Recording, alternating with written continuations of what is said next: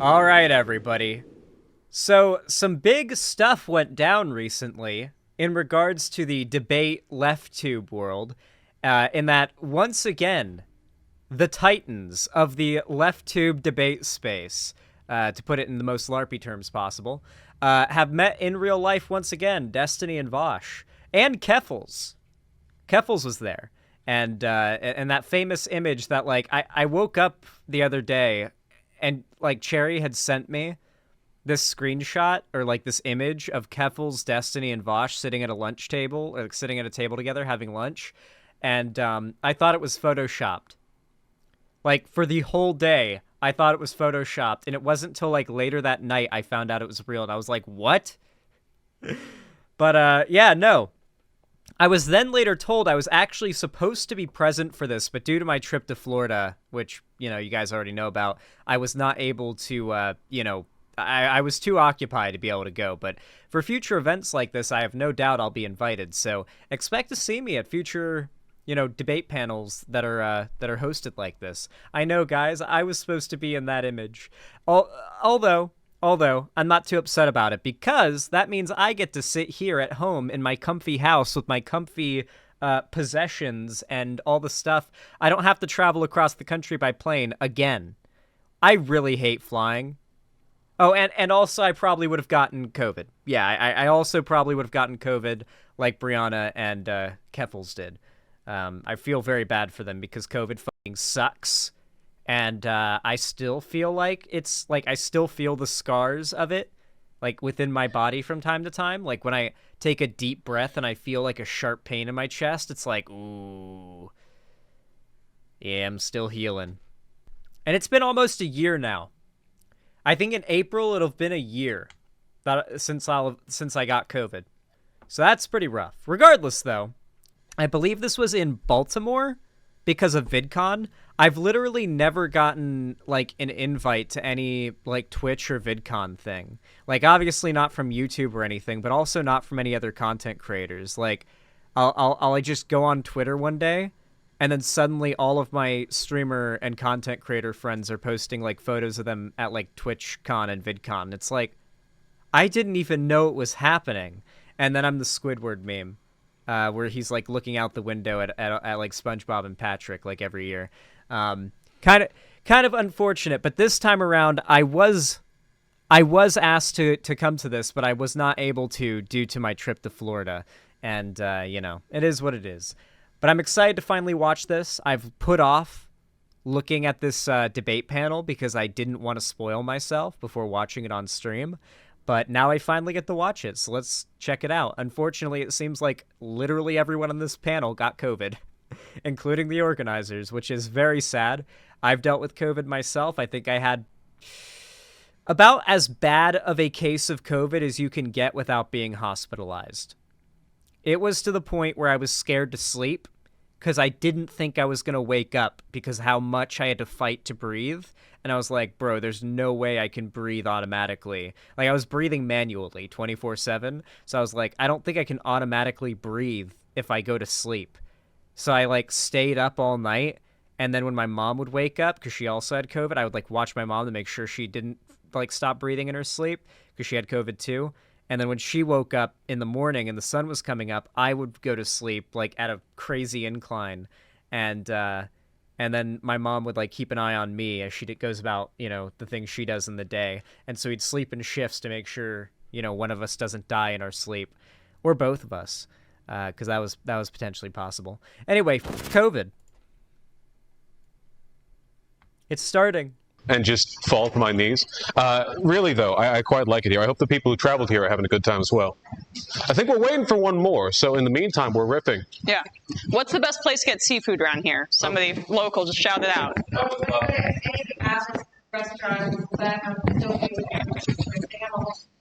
Say it again? Uzo Bay. Okay. And Chop Tank, which is a raw bar. Destiny also got COVID? Bro. How did I travel to Florida? Like, I traveled from SeaTac to Tampa International, stayed in Florida for 10 days, went to the Villages. I went to a gun store in the Villages, dude. Like, the Boomer Central, conservative Boomer Central, Trumpville. Stayed there, like, did all sorts of shit across Florida for 10 days.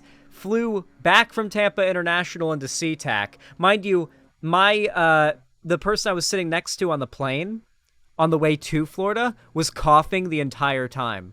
Just, like, deep, phlegmy coughs. I was so sure when I woke up with a soreish throat one morning that I was sick, but it was literally just from my throat being dry from sleeping and needing water. And I somehow did not get COVID. I don't know how. Probably because I'm, like, multi-vaxxed and I've gotten COVID, so I've got natural immunity on top of several vaccinations and boosters. But, like, oh my god, I'm still surprised I haven't gotten COVID again. The Villages? You don't know about The Villages? I'll have to do a whole segment explaining to my international and broader audience what The Villages is. It's literally Trump supporters, like, it's the Trump supporter headquarters in the middle of Florida. It is a massive gated community that is several dozens of miles. It's a, like, only seniors allowed, like, massive golf course village with everything you could possibly need, grocery stores, everything. Everything conservatives say is bad, like 15-minute cities, it is that, but it's only for white Trump-supporting boomers. You're not allowed to move in if you have kids. You can have grandkids visit, but only for, like, weekends or something. It's insane. And, of course, there's Trump flags outside of every condo. Oh, nice. And I believe it's, like, literally nearly, like, 40 square miles of golf course. And just about as much of pickleball courts.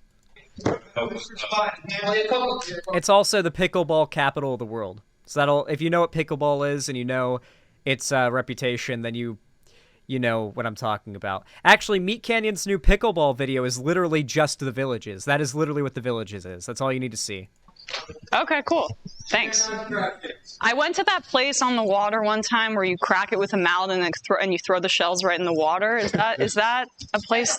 That's a whole thing? Oh, there are a bunch of places that do that. Okay, gotcha. That sounds cool. I don't like seafood much, but...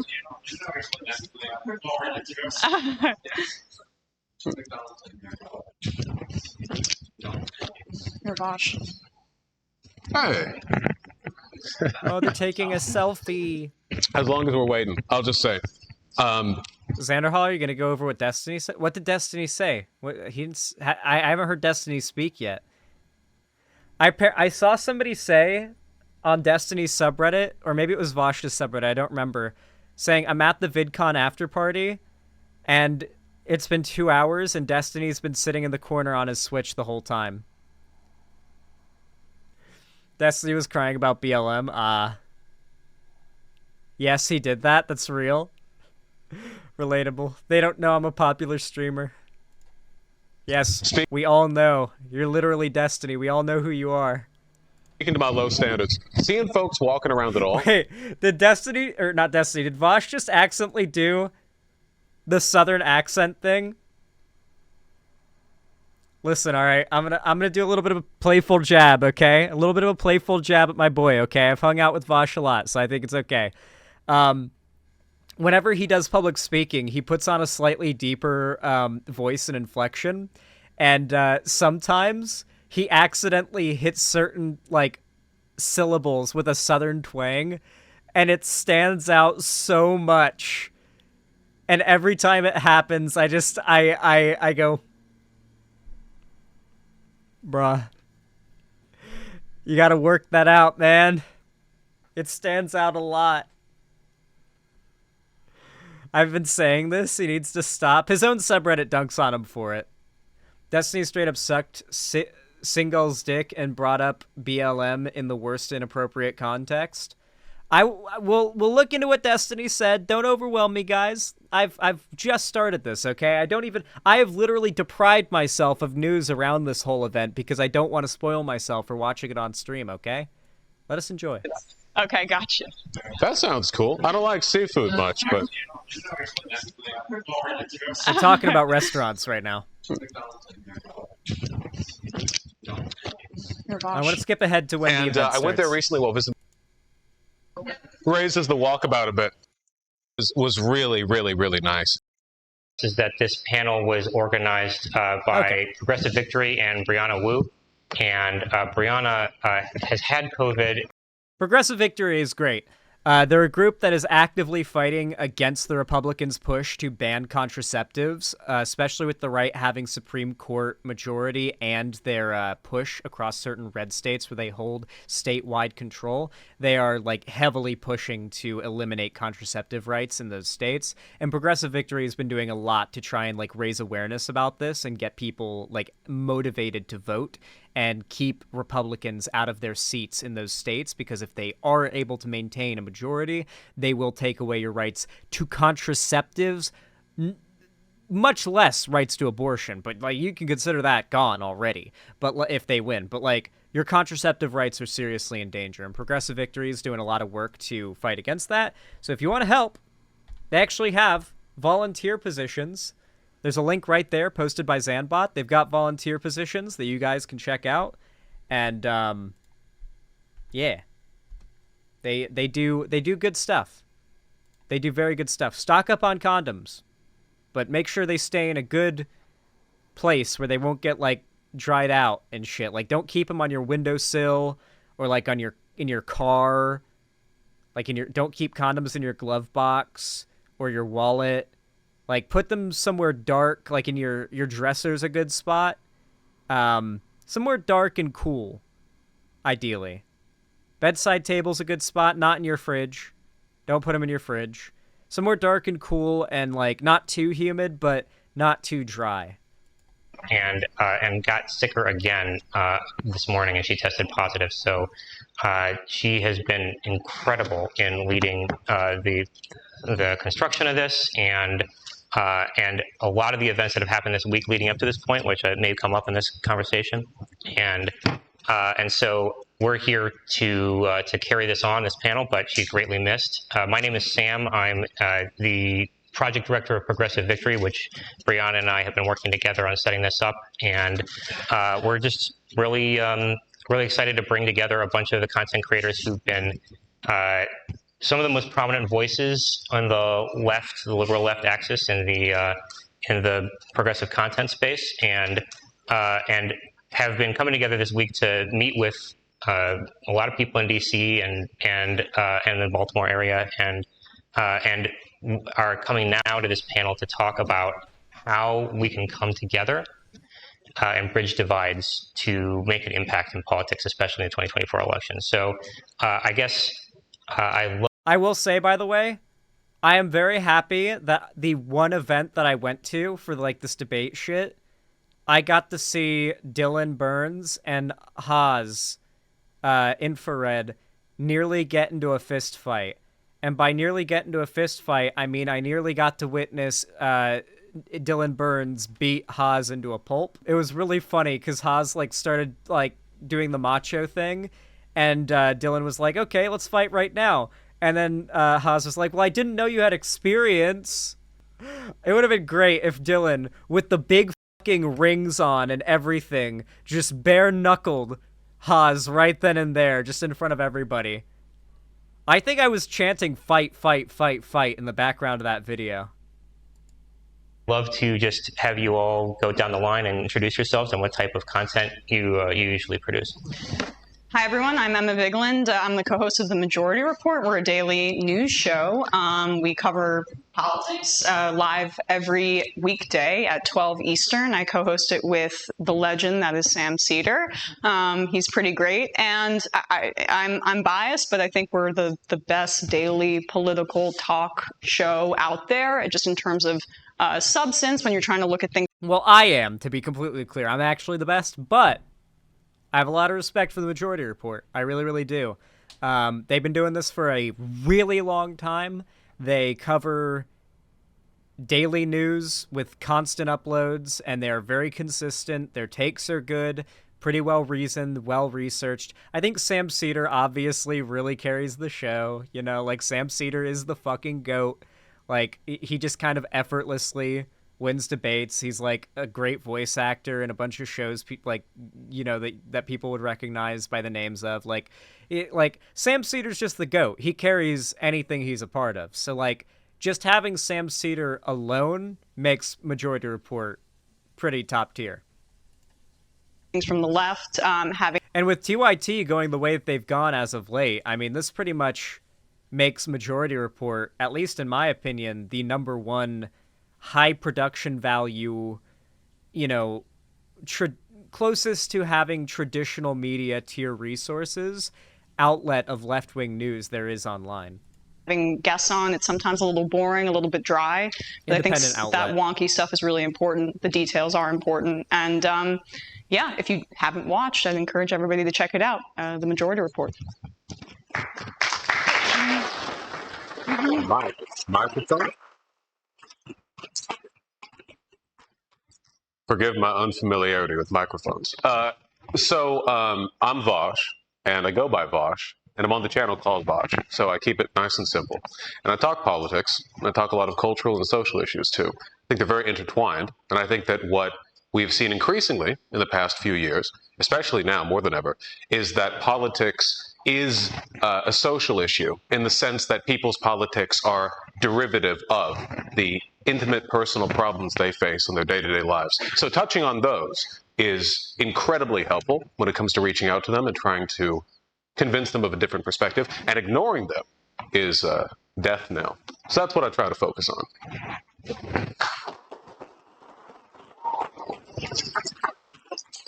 I'm gonna predict it now, okay? I'm gonna predict it now. Destiny's going to give like the most nonchalant whatever introduction ever. That's what he always does.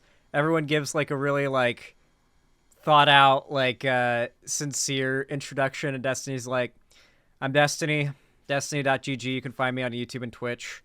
I talk about politics, and I try not to judge anybody for their beliefs, and I try to be pretty open to all the ideas and the facts, and, you know, base my opinions around whatever's the most reasonable to believe at a given time. And, you know, I just try to make everybody feel like I'm not, like, assuming anything about them. Probably something along those lines. My name is... Oh, hello. Yeah. My name is Stephen Brown. My YouTube channel is called Destiny. A name that I picked up from my days of being a professional StarCraft 2 player. That's kind of stuck around since then. I cover the news from kind of like a center-left to far-left perspective, depending on who you are, with a big focus on critical thought and scholarly analysis. I try to read a little bit past the headlines. We try to do a lot of research. Rather than reading about a case, we'll read the actual indictments. Rather than reading about a Supreme Court decision, we'll try to read, the actual opinions from the judges. And I try to encourage people to hear people from different areas of the political spectrum without instantly assuming that they're evil or out to get them. And I try to encourage everybody to be reflective of their own beliefs so that they don't come at these political conversations with too much unneeded aggression. How close was I? How close was I, though? How close was I with my prediction of what his intro would be? I feel like I was close. Not spot on, but pretty close.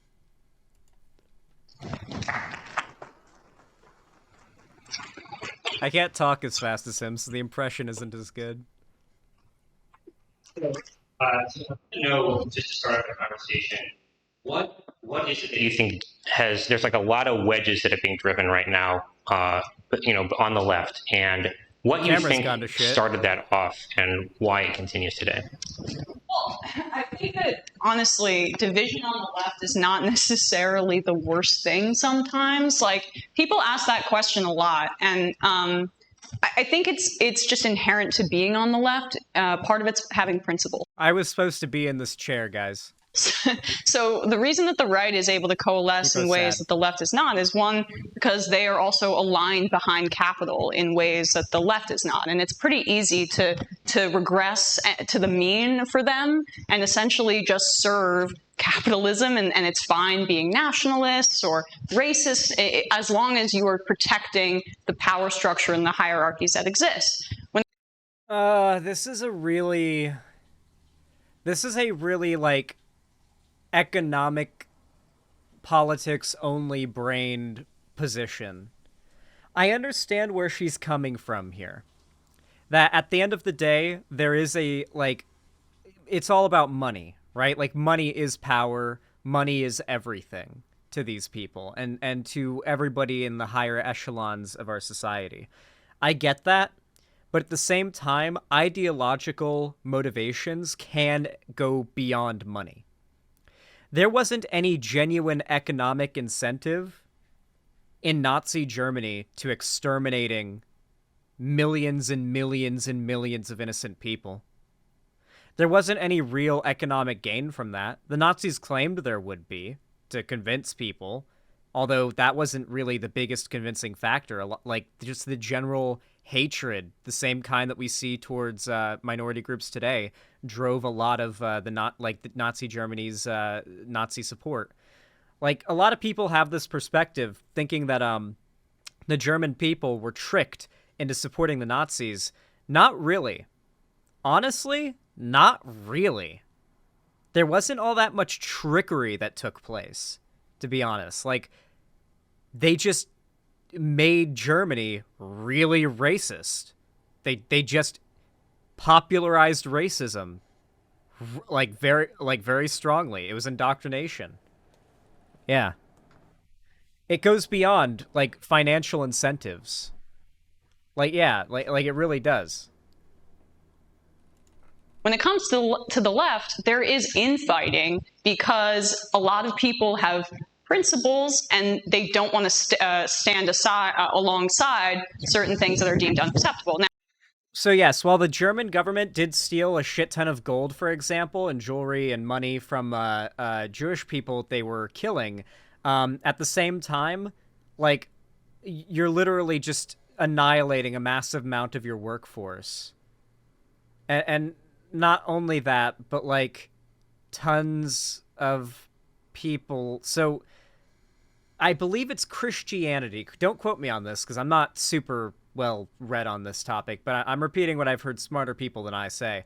My understanding is that banking was considered gambling back in the day. Outlawed by the Bible. Investing, banking, all that kind of stuff, considered gambling or participating or facilitating gambling. Outlawed by, in Christian countries. And I think maybe Islam too, but I don't know. And because of that, this meant that the concept of being a banker, of like doing banking, was pretty much only something that select groups of people would ever consider doing. It wasn't that they were the only ones allowed to do it. It's that like they were the only ones that would ever consider it. And because of that, you saw a pretty substantial increase or pretty substantial disparity in the ownership of banks between Jewish people and non-Jewish people. The Nazis, of course, used that as justification to say that the Jews were stealing Germany's wealth and sapping the people of their income. But, much like how racists will try to come up with, like, reasonable-sounding justifications for their racism, it does, at the end of the day, just come from disgust and misunderstanding. And the same was the case for people in Nazi Germany who supported the Nazis. Like it wasn't like a logical, even in their brain, thought process, and it isn't to most racists. Now, there are times when it goes too far, Right. 100%. But I think that the fact that there's an adversarial relationship within the left adversarial is not the right word, but I think the fact that there are these open discussions and debates. Yeah, the thing I'm talking about here, the whole like usury only like Jewish people could do it thing, literally was a process that was happening for hundreds of years before the Holocaust. So it had literally been hundreds of years of this practice being norm in that region of Europe and through much wider Europe as well. Thousands of years. I apologize. Literally thousands of years this was the case. Or over 1,000 years and a couple hundred. This was the case. So with that in mind, you can like imagine how much that like landscape would lead to the disparity that so many Nazis try to use as justification for their anti-Semitic conspiracy theories. It's not that there's any type of like cabal conspiracy thing going on. It's that due to very clear historical like circumstances, you can like see that disparity, and wealthy people tend to have common interests, and because of that, you might be able to draw like some lines where like there might seem to be some kind of conspiracy, but in reality, wealthy people just have common interest. That it's literally just that. When you have the same interest, there's no need for conspiracy. That's actually a strength, and it means that we're thinking critically about issues. And I think that that's indicative of kind of what we're trying to achieve today as well. And it's worth noting, of course, that leftist infighting is left tradition. It's been happening for as long as the left has existed. It's seemingly unavoidable. It's tragic, but it's like gravity. It just pulls us down, and there's only so much we can do about it. I think the key is understanding that through all the disagreement and fighting and personal bickeries, there are things we can focus on to productively move forward. The key here is that it's a political space, not a social space. Disliking people in a social sense, thinking they are rude or boorish or even have some bad opinions, doesn't prevent you from working with them on issues of critical import. I think even like AOC at a national level. This is something I do disagree on. I think if someone's like demonic enough of a person that you should like maybe not work with them. Like I burn bridges all the time for that very reason, Like I will burn many more bridges. Who knows? It's just I think there's validity in having standards of who you will associate with. However, we need to recognize the segments of the left that are downright behaving irrationally and self-destructively. Vaush believes that too, Zan? Yeah, I know he does. I just think, I want to add my piece to this, and I don't know if there's as much context being added here. I don't know. I want to add my piece, okay? Has discussed efforts to work with Republican congressmen towards specific policy. And, they disagree on 99% of things, but if they work on the 1%, then, that's something. I only hope for a future in the online left where there's a little bit more constructivity behind all of it, because I feel like we're a bit lacking in that regard. And let me just add one thing, too. Like, the online left is not representative of the left, right? Like, we are... Oh, no. There's a tendency to overinflate our importance. All right, I'm full on going against this position now. It has come out now that Republican institutions have spent hundreds of millions of dollars, more money than you can fucking imagine in your mind, since the last election cycle, to try to push conservative ideology.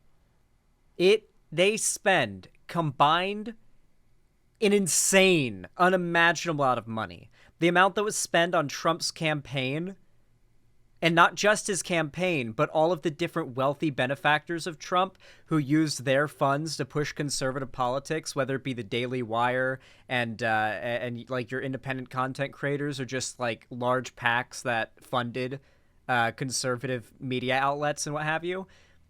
Insane amounts of money. And the vast majority of this took place online.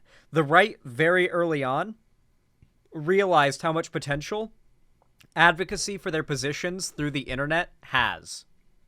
There's this really annoying tendency among lefties to believe those that go out of their house and do advocacy, regardless of how little actual impact it has, immediately, just alone, are more valuable to the left than someone who does all their advocacy online but has measurably far more impact. They see people who actually go out of their homes by default as a more valuable resource to the left, for no other reason than LARPing. It's LARPing. It's virtue signaling. The whole, these are people who are actually getting out there and putting their lives and their freedom on the line, yada, yada, yada. And it's like they go and they carry a sign at a protest and get beat up by a cop. And it's like, I respect that. I get it.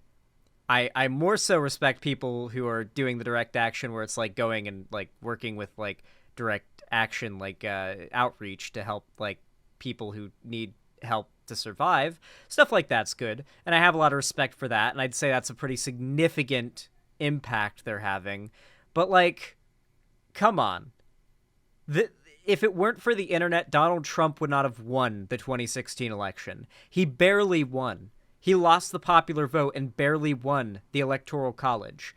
The internet played a big part in moving a demographic of people who never would have voted for him into voting for him. I'm not saying memes won him the election. I'm saying the internet did. And this has been, like, argued by a ton of experts in the field of researching sociology and, like, elections and how they went and what happened. Like, after the election's gone down, people study the events of the election to try to, like, create a, like, timeline of events that makes sense, to see, like, what claim, what event might have impacted, you know, the outcome, etc. And unanimously, they agree the internet was instrumental in Trump winning the election. Steve Bannon created an entire institution, entire organization, working with the Chinese government, I believe, to try to destabilize the Democratic Party and raise money for Trump's campaign. And on top of that, he ran a Chinese World of Warcraft gold farm. Not even kidding. Illegal gold selling farm in China. Steve Bannon ran one. It's not even a joke. You can Google it. It's real. Just seriously, go Google it right now so you know that I'm not bullshitting you. It's not even a joke. So yeah, the right realized the value of the internet for advocating for their beliefs a long time ago, and it feels like the left is still very, very opposed to the idea that somebody who talks about lefty politics on the internet could actually be a valuable resource to the left. They're, like, very averse to that idea. We are not that important. We're just not. I'm here to communicate issues. I don't feel that we... I like Emma, but this is massively cringe. This feels like a big virtue signal. Like, making yourself look and sound good through self-deprecation is what it feels like. We should think of ourselves that way, honestly. Like, I'm here to communicate issues. I want to bring people on my platform that are actually doing the work, that are on the ground, that are advocates. That's the role that I see in this political space. I respect those ideas, and I think that's fine, but, like, the way she's saying it's like trying to sound... It's humble bragging. That's what it is. Humble bragging is what this feels like. I like Emma, but this is textbook humble bragging. And so, yeah, there's infighting with media personalities, but that's mostly about branding and stuff like that. What matters really are the people that are doing the work. And I'm the black guy in the blue hat. I gave Vaush the Edward pass after the show. Is that real? Hold on, chat. I have to show you guys something. Cherry, do not edit this out. I demand this stays in the video. Next time I get asked by a conservative in a debate, how would we do reparations? This is... I'm just gonna send them this video. This is how I think we should do reparations. Tell me I'm wrong if you're not based. Scolds are gonna call you Hitler for this bit. I hope they do. Racism is finally over. You can't tell me that wouldn't do it. You can't tell me that, like, that wouldn't solve racism. Sometimes the best solutions are the most obvious. Organizing and working together. And I just think it's important to make that distinction between influencers and speakers and people who have microphones versus people who maybe don't get the attention that they deserve. I wish I brought a notebook with me because I think I disagree with almost every single thing that was just said. Oh shit, okay. Destiny W. I hope he comes out with some base shit here, because I'm glad he's calling out the cringe from Emma here, because Emma is posting cringe.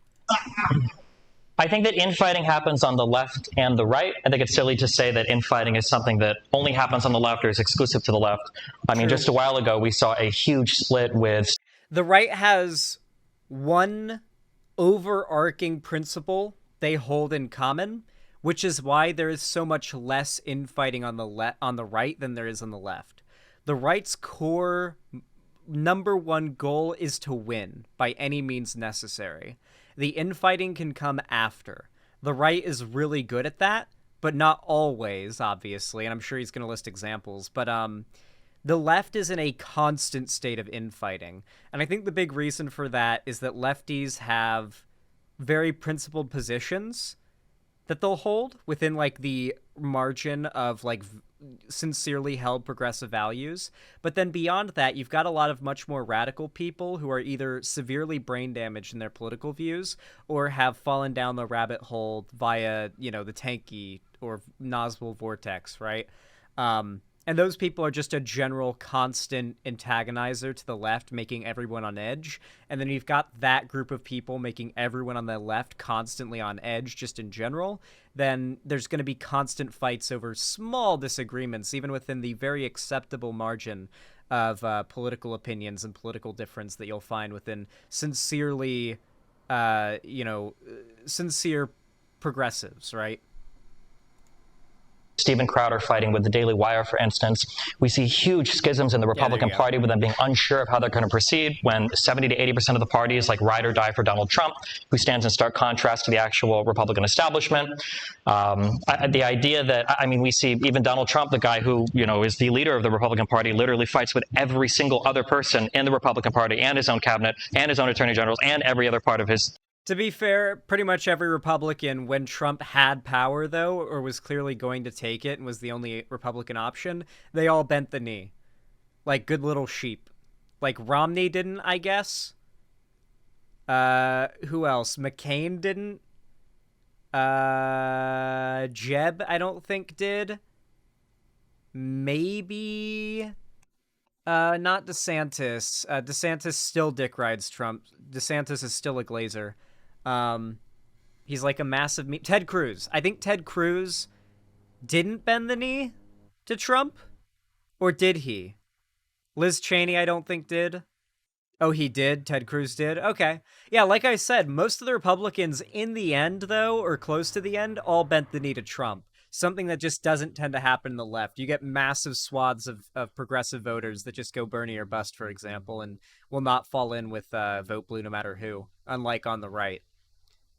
We're like, honestly, one of the core wedge issues that so many Americans will vote red no matter what on is guns. When it comes down to guns, a whole lot of Americans will not compromise no matter what. And that sucks, but at the same time, the justification a lot of Americans who own guns have is that no matter what policy gets passed at the end of the day, if they are armed and can protect themselves, then they'll be okay, and their family will be okay. That's the justification that they have sort of internally.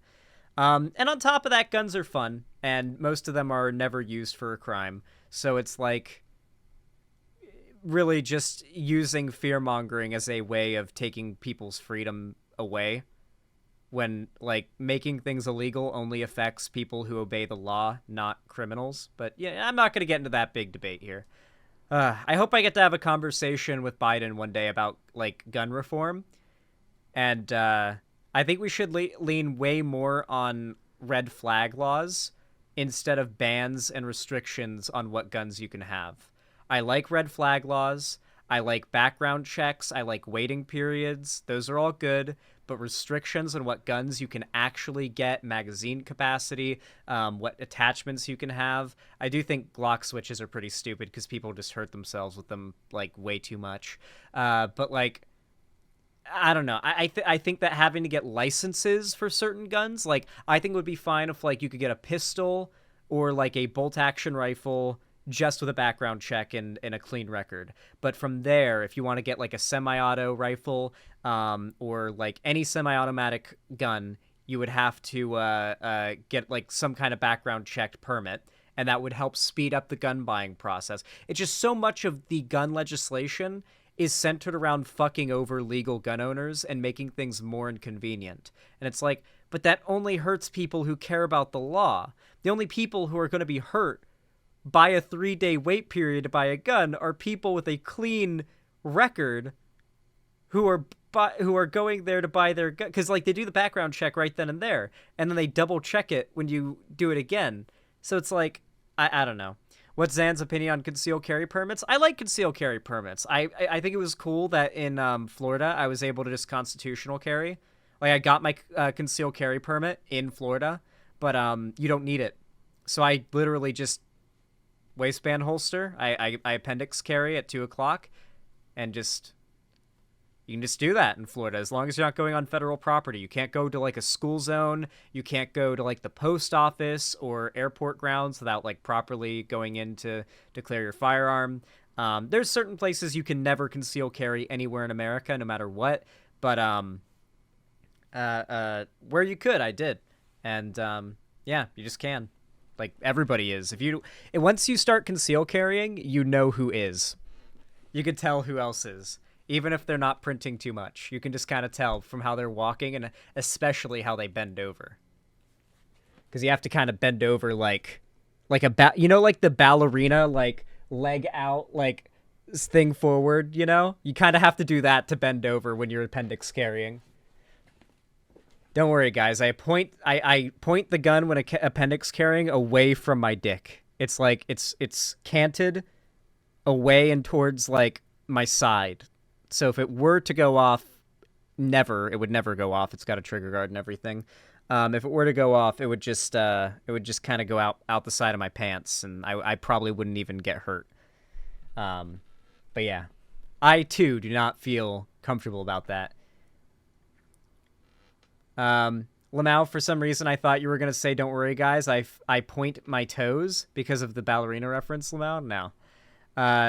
Ohio has constitutional carry, which is okay. Hold on, we're not getting caught up in a stun lock on guns. My point is, a lot of Americans will literally only ever vote red because guns are such a massive wedge issue, and Democrats will like not only advocate for really, really like punishing gun laws that only affect legal, law-abiding gun owners, but on top of that, will actively in the media malign legal gun owners. Like, if you look at any type of progressive media, it frames like Americans who own guns as like lesser bad people worthy of contempt and like they're nut jobs, they're crazy, they're violent, they're evil, they're whatever it may be. But then like you take that person to the range to shoot for the first time and they like hit their first bullseye and they go,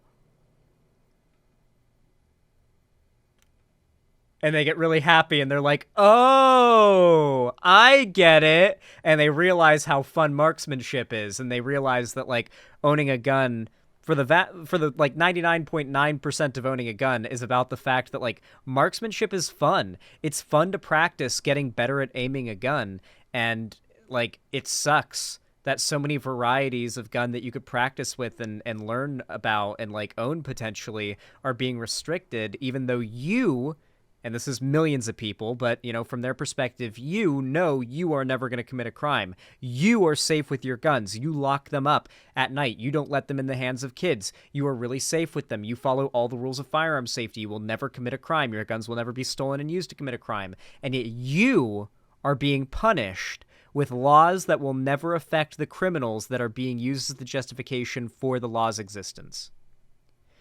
I'd love to be able to talk with Biden and other top Democrats about gun legislation. Hell, just to explain different calibers and fundamental like aspects of gun like function to them would be nice. Like, okay, every Democratic senator and congressman and all that good stuff, and Biden and VP. Listen, I'm going to give you guys all have to take the concealed weapons license class. Once you've done that, then you can have an opinion on gun ownership policy. If they did that, no matter what their opinion was, I would respect it. If they just took that class that gives you the fundamentals on guns and their operation and the statistics around gun crime, et cetera, the legality of their use for self-defense, et cetera. So I don't think infighting is unique to any side. I agree that fighting and debate is good and having conversations is good, but I find that on the left that's not what happens, and these fights don't originate out of principle, and they don't conduct themselves in a way that is productive. Instead, what they end up being is like an endless place to serve your own ego and to strawman, attack, cancel, destroy people that you end up disagreeing with. So while it would be really great if it did exist on the left where we could have conversations and disagreements, what actually happens is there is a party line that you kind of have to toe right now on the left if you're a progressive. And if you deviate in any way, size, shape, or form, you're essentially Hitler 2.0. And I don't think there's anything productive there. I don't think knowing anything good happens there. And then on the end, the last point that Emma brought up, as much as I like to say, like 10 years ago, Twitter is not real life, I just sat across from Rokana, who said that he didn't even have AOC's number, and they were conducting official business on Twitter DMs. So it seems like every day Twitter is... Yep. It's just the internet is becoming the central battleground of, like, all discourse in politics. To the extent that, like, if you are someone who goes out there and participates in, like, violent protest, there is a justifiable case to make that you're not doing anything other than harming the optics of the cause you fight for. I think 5-10 years ago that would be ridiculous, but at this point it's so obvious that, like, the internet is essentially the battleground of political discourse, like literally where the next president is being decided. I mean, have you guys not watched the presidential debates? Have you guys not seen how many of the talking points and questions from the presidential debates, the primary debates, and the general debates are all just internet memes, basically? Like, things that, like, talking points that originated and popularized from, like, content creators online that started getting repeated by Tucker Carlson on Fox News. And then now it's, like, a position that they're debating about on the presidential debate stage. It's gotten to the point where the internet and even fucking Twitter are pretty damn important to everybody's lives, whether they're on the platform or not. It's just how it is now. The age of the internet, baby. It's becoming more and more like real life, where a lot of the policy, Donald Trump was literally announcing policy, making decisions from Twitter. We've got politicians like Bernie Sanders having to disavow his fan base because of their behavior on Twitter. And we've got a lot of interactions online that are merging more with real life than they ever had before. I don't think it's enough for influencers or entertainers to just throw their hands up and say, well, I just do entertainment. The work on the street is for the people on the street. I think that it is becoming increasingly more likely that people online are having a major influence on stuff that happens on the street or in academia or in other places. And I think we need to be aware of that responsibility, and we need to play into it accordingly. I think I actually agree strongly with that last bit. There's a TikTok I saw from a creator called Chris Raygun. It was funny, but the gist of it was essentially he was calling out a number of other YouTubers who he strongly believed had received an email, like him, from a conservative organization offering them money in exchange for them being willing to push certain talking points. He didn't accept it. He feels that a bunch of other folks did. There is a really strong synchronicity there. It feels in a lot of right-leaning spaces where there is this underlying cohesion, you know, and you spoke to it being like the bridge of capital, and I think that capital, if nothing, binds people. If you can pay people... The money binds those right-wing influencers. Oh, for sure. Yeah. Really obvious. How much money do all the left-leaning influencers make? I mean, like, it's not, none of us up here are poor, right? We all make a lot of money up here, right? I think some of the largest podcasts... Dude, if I was up there on stage and Destiny said, none of us up here are poor, I would have been like...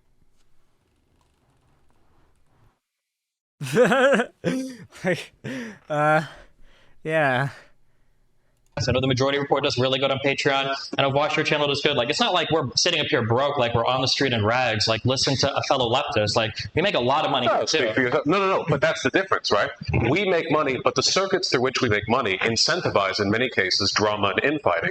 One of the best ways to get a lot of money or prestige or clout as an influencer is to manufacture drama. That's the case for drama YouTubers, and it's the case for political YouTubers. And there's a critical difference between wealth acquired through that means and wealth that you receive from a different organization on the condition that you adhere to a certain set of values and not broach certain topics. And I think that that difference, now that's not something we want to replicate, right? I'm not suggesting the solution for the left is to set up like dark money PACs and start funding everyone. But I think it's the same problem. I think the reason why we look at the right and we say, oh, well, they take money from PACs or organizations, so what is the bad thing about that? The bad thing is that you might have an influencer that's not representing their true, honest beliefs, but they're representing the people that are behind them financially. But I think the exact same type of audience capture happens on the left. Every one of us up here has made a decision about what topic to cover or not cover because we know that our audience might respond in a certain way for it. And when I don't think being paid to have certain positions publicly and by like an organization like a like some dark money PAC group and claiming that these are your true honest beliefs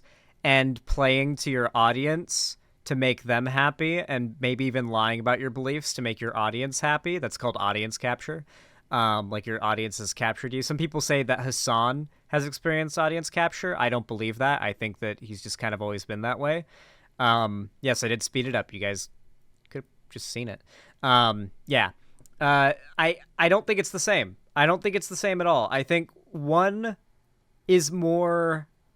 I think that most people who fall into audience capture do it more in the back of their mind, like they don't realize it. Like they do it and they don't. It's sort of subconscious.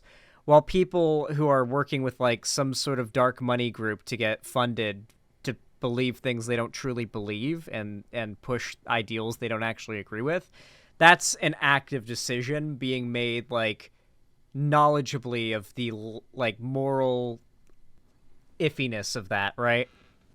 I think Hassan has to an extent. I think his foreign politics view were always bad, but audience capture from Tankies made it worse. Maybe you're right, but I think that Hassan has a long history of cringe takes that just kind of culminated eventually in me deciding this dude's cringe. And you literally have paying subscriptions that are riding on your opinion on like a certain breaking news topic. I don't think it's enough to say like, well, you know, I'm funded by my audience, therefore I don't have to worry about audience capture. When I think all the exact same problems that people that are bought by corporate. Also, if you guys want to know whether or not I suffer from audience capture, look at every single time I have had a based correct take that got me shit tons of pushback, then I was right, but I never really got like, I never really recover from that being right? Like whenever I was correct about the Afghanistan thing, for example, I lost a bunch of subs from that, and even though I ended up being completely right by saying that if the US pulls out of Afghanistan within a week, it will fall to the Taliban, Kabul will fall to the Taliban, and they will implement extremely far-right anti-woman policies and anti-gay policies like instantly the second they take control, and that the majority of people in Afghanistan, particularly in Kabul, do not want the U.S. to pull out unless proper peace deals have been made with the Taliban. Peace deals that would never be agreed upon, to be honest, but regardless,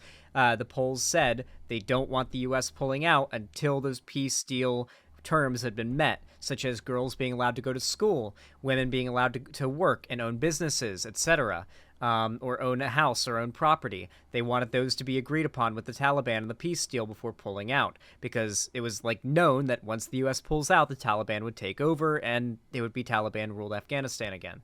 And I got tons of shit for that, even though I was completely right. And not only did I said it would happen in a week, it happened in 2 days. Kabul fell to the Taliban, and they were burning female-shaped mannequins in the street and burning down buildings that were women-owned businesses and banning girls from going to school.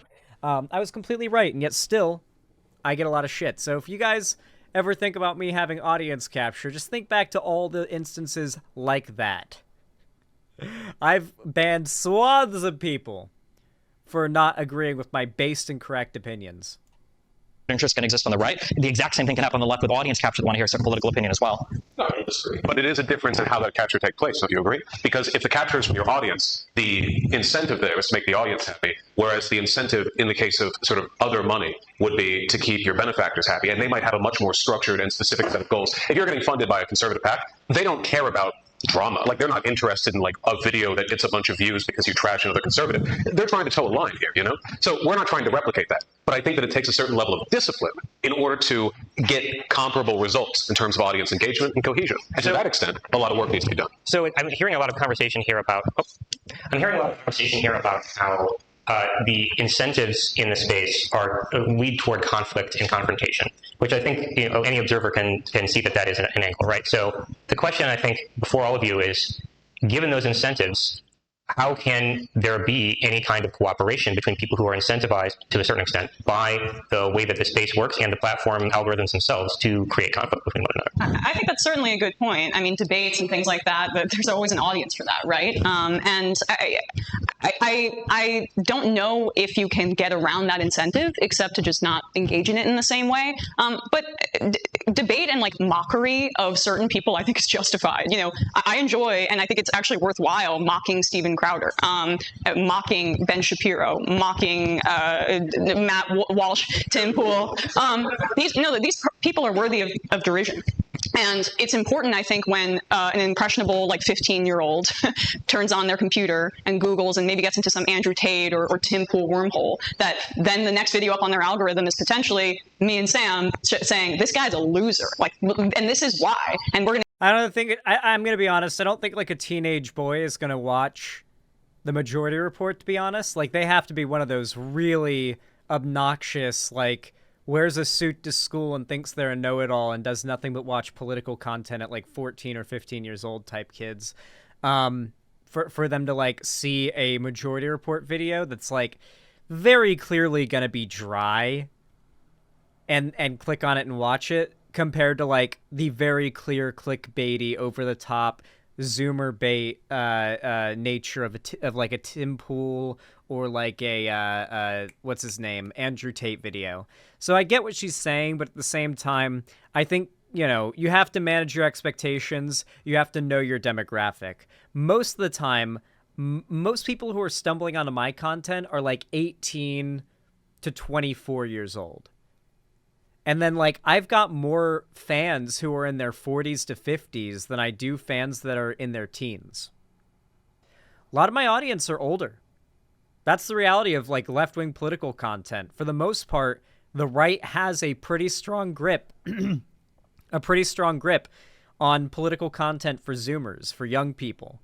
It's not really until they get older into adulthood that they're going to find themselves getting into this like left-wing streamer content. Usually after they found themselves falling out of a multi-year long stint watching conservative content that they've grown out of. One of the biggest events for young dudes getting out of the alt-right is losing their virginity. Like usually around the time they lose their virginity, a month or so later, they'll find themselves checking out some left-wing content, maybe hating women less, hating minorities less. It tends to be like a pretty big turning point for the politics of a lot of young dudes. I hate to say it, but like the older a guy gets and still is a virgin, the more they beat themselves up about it, and the more it can motivate some pretty like. It gets to the point where they start viewing missed opportunities to have sex with women as a slight against them, as like them losing what is owed to them once again, right? And yeah, it's very incel-y, but unfortunately, most virgin teenage dudes are incels. So, like, whether not like ideologically incels, but mentally they're incels. We're going to, getting a call. We are going to make evidentiary claims as to why that is the case, because like there are a lot of people who are feeling alienated, who want connection and seek it through the internet, and they get sucked into Nice little Morphine Annie. I love to hear that. Situations where they start to go down alt-right pipelines and things like that. So I think it's less about the undercutting the debate element and more just directing it at the people who are doing the most harm in society. Yeah, I don't necessarily disagree with that. I don't think anybody would have as much of a problem. Cherry just said, really happy to see Hassan on the panel between Vaush and Destiny. True. I mean, some people will still argue over optics or whatever, but if all of the vitriol and ire were aimed at people like Steven Crowder or Tim Pool, I mean, I think people would complain probably a lot less, because I think a lot of people on the left feel that rightfully so, a lot of these guys deserve it. And a lot of those guys throw it at people on Yeah, I dodged a bullet health-wise. the left all the time, too.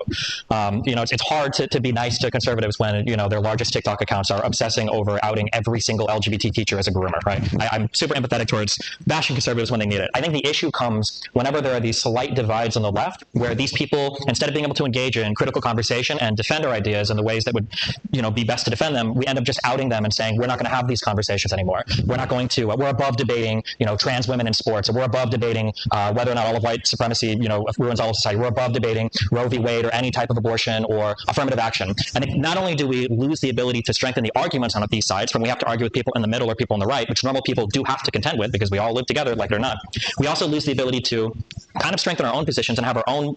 I think it's really bad if you can't explain why racism is wrong.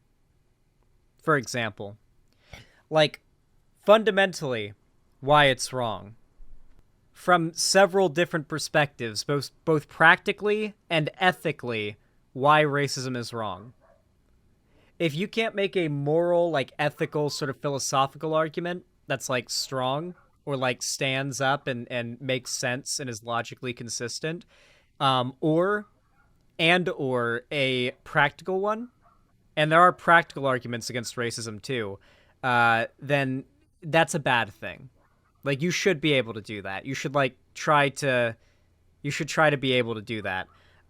Because I think it's bad when I see videos where these like conservative chud media pundits go to a college campus and find some like progressive college students, shove a mic in their face and ask, why is transphobia bad? And they can't explain it. Like they like, they're pro-trans, but they can't explain fundamentally, like, well, if you look at like the suicide and depression rates of trans people, and you see that they're, you know, pretty high before transition, and they drop significantly after transition, and more so when they're accepted as the identity they transition into, then it just kind of seems like the only reason to be transphobic is if you like hurting people. Like, that is a perfectly, like, not, like, you don't have to do like hours of research for that. Like, that would just be like a perfect, like, but I feel like most people just end up going, I just think it's mean, you know? And it's like, that's fine. I'm glad they have the right opinion, but I don't think it's good to not be able to defend your good positions, even if you're like internally monologuing to yourself, right?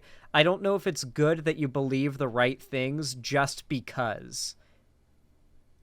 You know, I think people who believe in the right things because of that are very susceptible to grifters coming along and moving them over, because they don't know why they believe the things they believe, even if the things they believe are correct. And that's a big reason why I'm so frustrated by lefties who either outright say or imply that we've moved beyond debate, and issues like racism, transphobia, misogyny, you go down the line, aren't worth debating, and that it's not our job to educate you, etc., etc. I hate that shit. I really do. Path forward where we're more research backed, we're more academically focused, we're being more honest with our arguments, because instead of actually testing the metal of any of our arguments and fortifying them and reinforcing them, we end up just outing somebody for simple disagreements. And I think we're seeing that that has had like drastically horrible real world impacts. I think of the University of Washington saying that they're not going to walk back a positive headline on a trans study because they think it'll look bad. Or I think of like all of the fighting that the left does, not to call out any particular people, but like with Oh my god. Okay, so this is a really good example of like why I ban people from my community who are like cringe, even if it's like cringe against people I don't like, because I know that they're like not very good at interneting properly. Dublin in chat said, Zan, do note, this is coming from the guy that said he would mow down BLM protesters.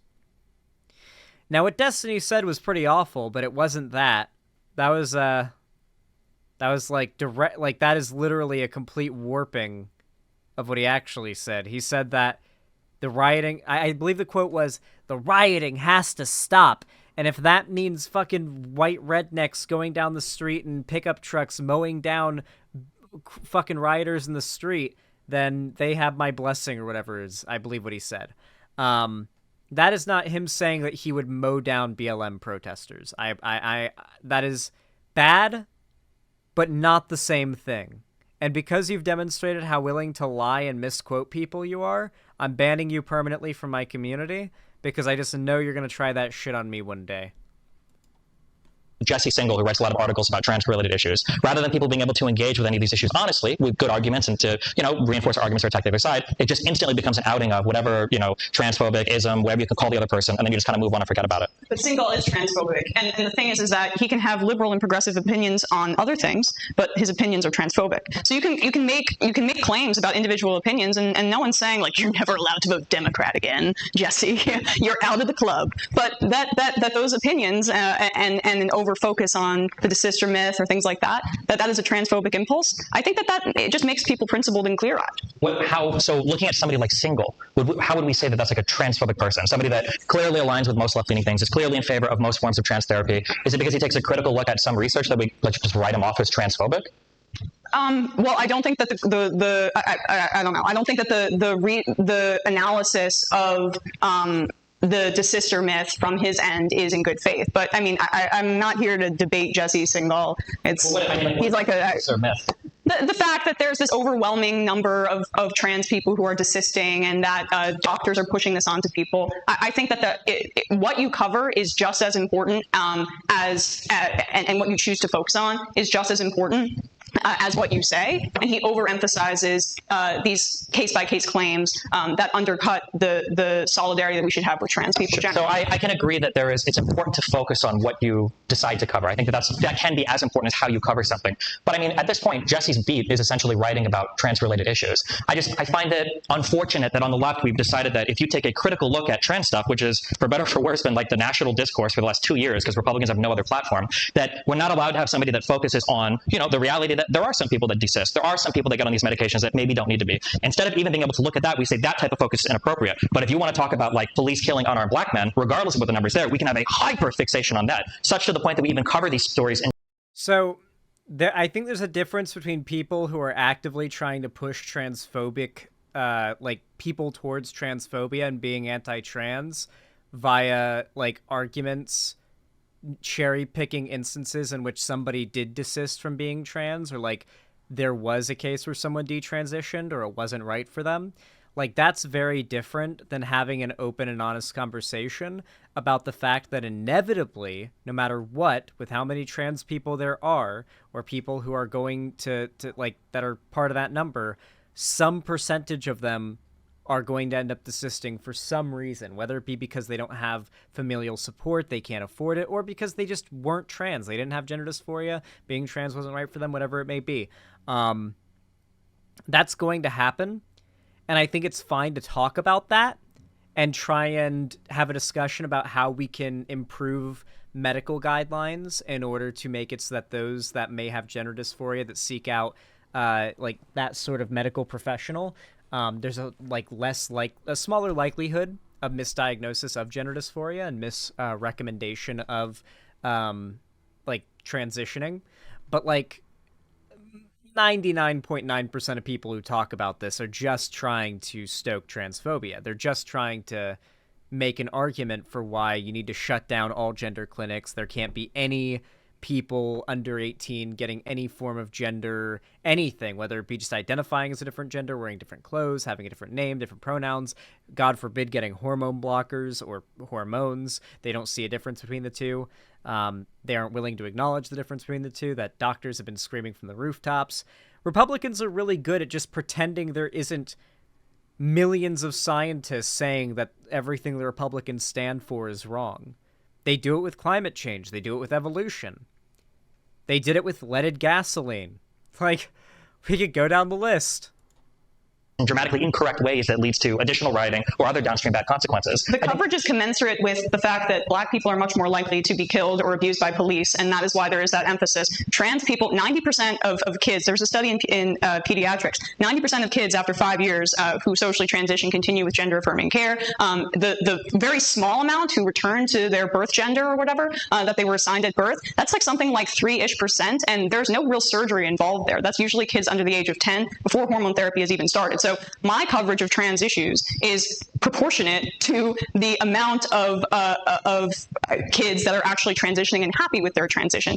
For me, I think that that's my responsibility as opposed to focusing on edge cases, because I'm not a journalist in the same way that somebody writing for the Washington Post or the New York Times is. I'm somebody that is covering what I think is important, and its emphasis and the emphasis that I like Emma, but this is humble bragging, and it's kind of cringy.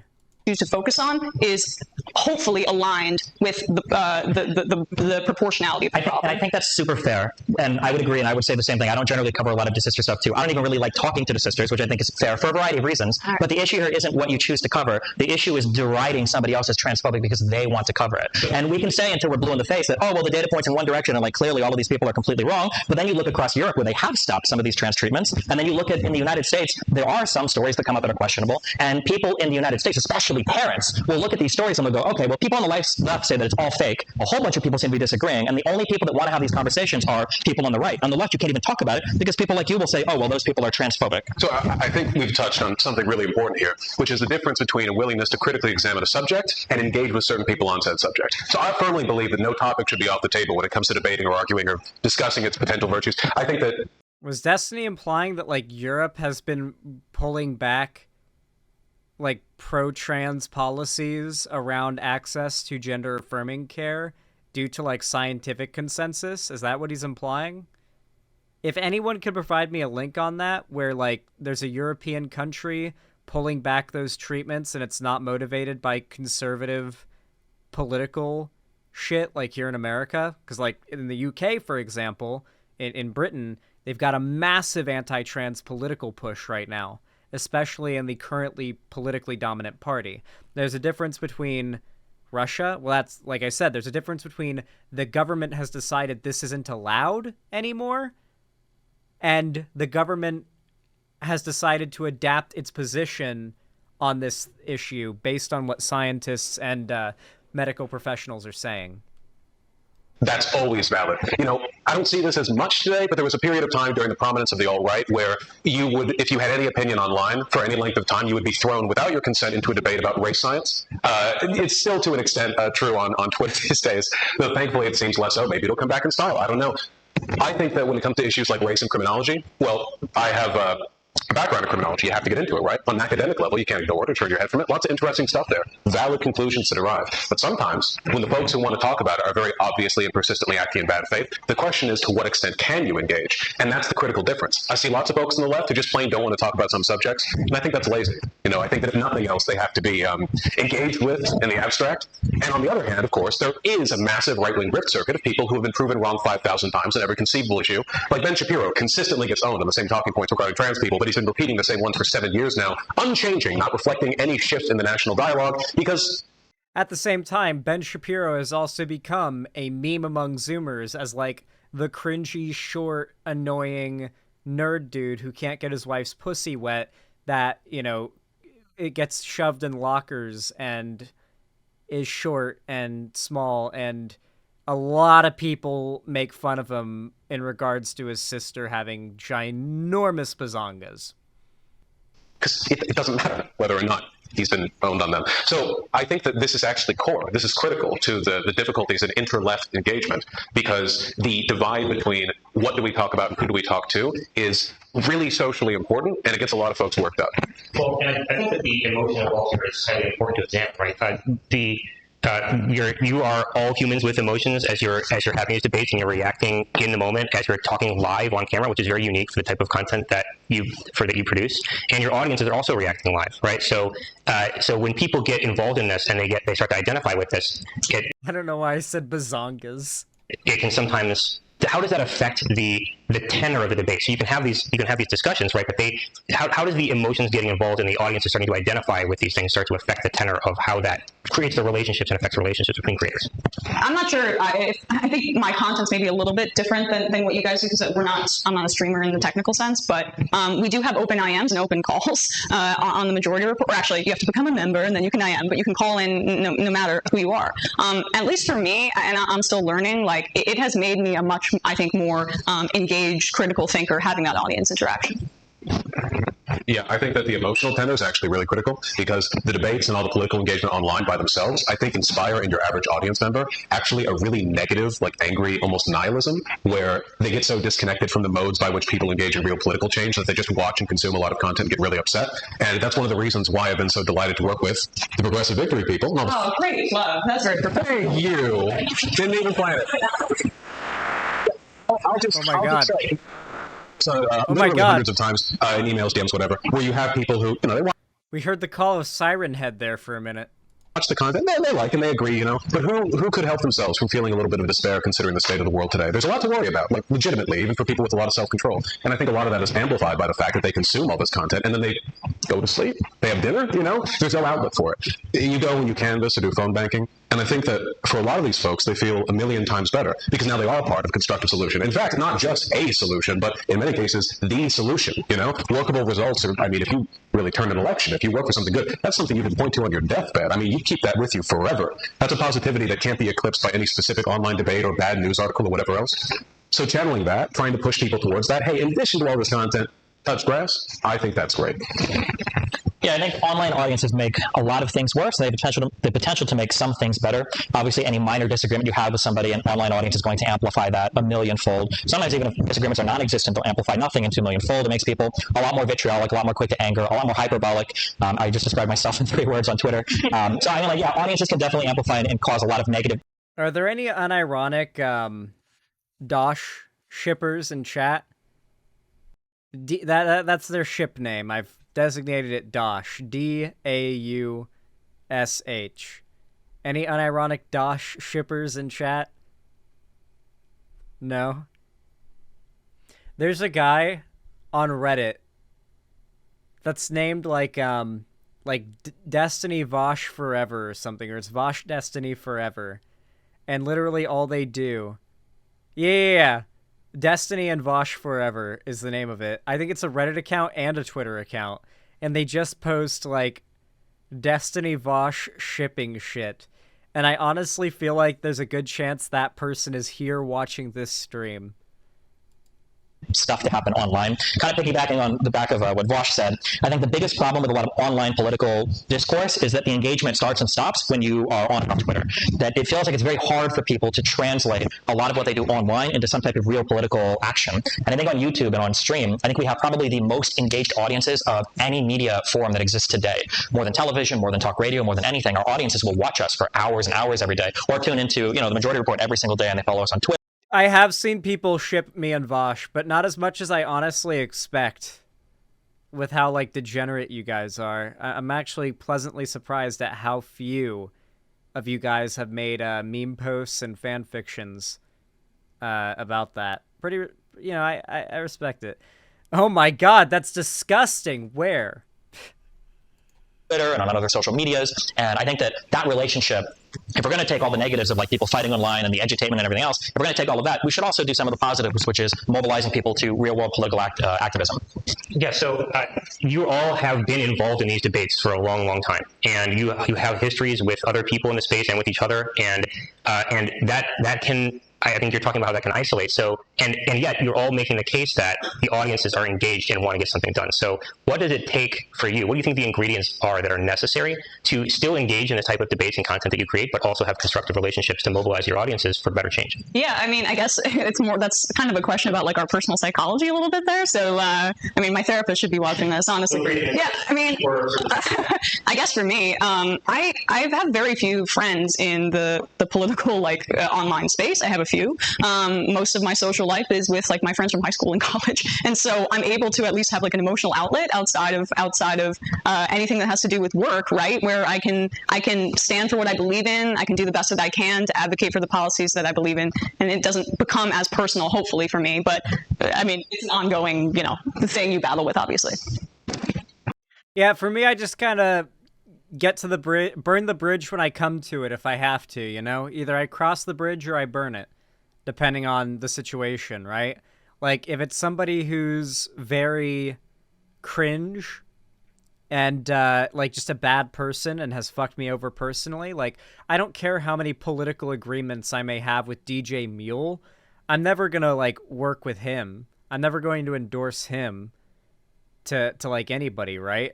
That kind of thing, right? Like, I think it is important to have standards and boundaries. And I feel as though there's a little bit too much emphasis put on the idea of leftist unity. I kind of don't really care about that anymore. I care more about progressive unity, because too many people call themselves leftists. The term progressive, though, is a lot more succinct, I feel. Like, when someone says they're a progressive, I immediately know what they mean. I get what they mean. And that's why I call myself a progressive. And I refer to other people in the space that are, like, left-leaning progressives. Because that's my catch-all for left-leaning people who hold, like, good social and political values that don't tread into the boundary of, like, tanky shit, Which I don't consider to be more left-wing. It's just, there's a perception of that being the case when it's not, but still. Oh yeah, sure. It's difficult all around, especially because when you're live streaming, you generally aren't going off a script. So there's a lot of like interplay there, both with perceived authenticity from the audience, and on your side, you're kind of, not to say that every live streamer is just like a an open book or whatever, but there's definitely more of that there, I feel. I think that people want to go out and canvass and phone bank. I think people that want to feel productive. I think that it seems as though there are barriers. I know that a lot of my audience is relatively young and probably doesn't have that much experience with like organized political action, which means that to them, going to a town hall or you know, running for city council or whatever, it's like an abstract, unthinkable, you know, it's archaic.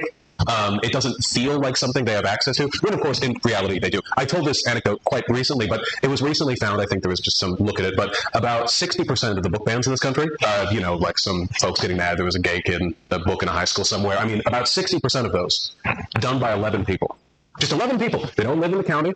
They just call around. They're highly dedicated. They make significant changes. If you can sell people on the potential and the possibilities and actually going out there and doing something, absolutely critical. Also, it's a good social opportunity. Nobody goes outside anymore. Nobody makes friends. Everyone feels empty. You know, going out there. I get a lot of emails, people saying they made some new friends while canvassing. That's sweet. I love that for them. That's good advice, and I just want to piggyback on that because it is a good point. When you bring up those school boards, why the right is, this is where the left can learn a lesson here, why they're so effective at essentially having a very high floor for political engagement with their base is that they activate people on such visceral local levels. If you're going to your school board meeting to yell about genderqueer being in the library at your school and you're running for your school board, you're... So much of the far right is motivated by crazy. I hate to say it, but there's just a lot of crazy. I grew up in Florida, man.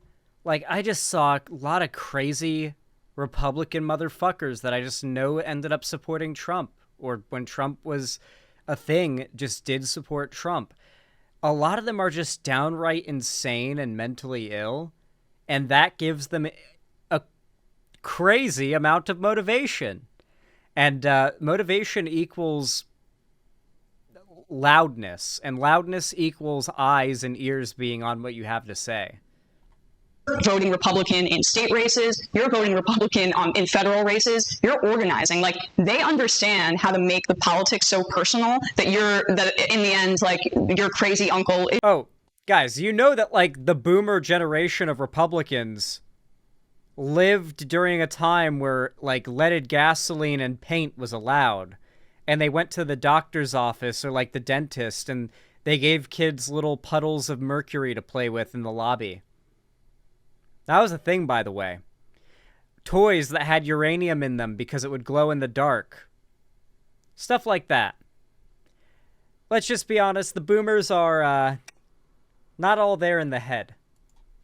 Is screaming at a teacher or a superintendent as they drive out of the parking lot, right? Because they become so rowdy. Many of these boomers basically grew up their entire lives with the equivalent of having a BPAP machine hooked up to their face with a constant pump of that, like, gas station Delta 8 cart directly into their lungs 24/7. That's how a lot of them grew up. Radicalized by what the rights project is. The left doesn't have like reactionary impulses that they can instill in their base to do the same thing, but that is something that we can improve on. When you make politics personal to people's lives, they're much more likely to be activated in a variety of different ways. So in terms of my advice or something I'd like to see, that's something I think we share, Vaush. I feel like it is astounding to me to think that the left doesn't produce that type of vitriolic reactionary behavior when we just came off of the largest riots in the history of, like, the entire United States with the whole BLM stuff. To say that we can't activate people on a local level is astounding to me. I think we absolutely did activate people. Okay, so let's break that down a little bit. That's actually quite dishonest. The largest riots ever?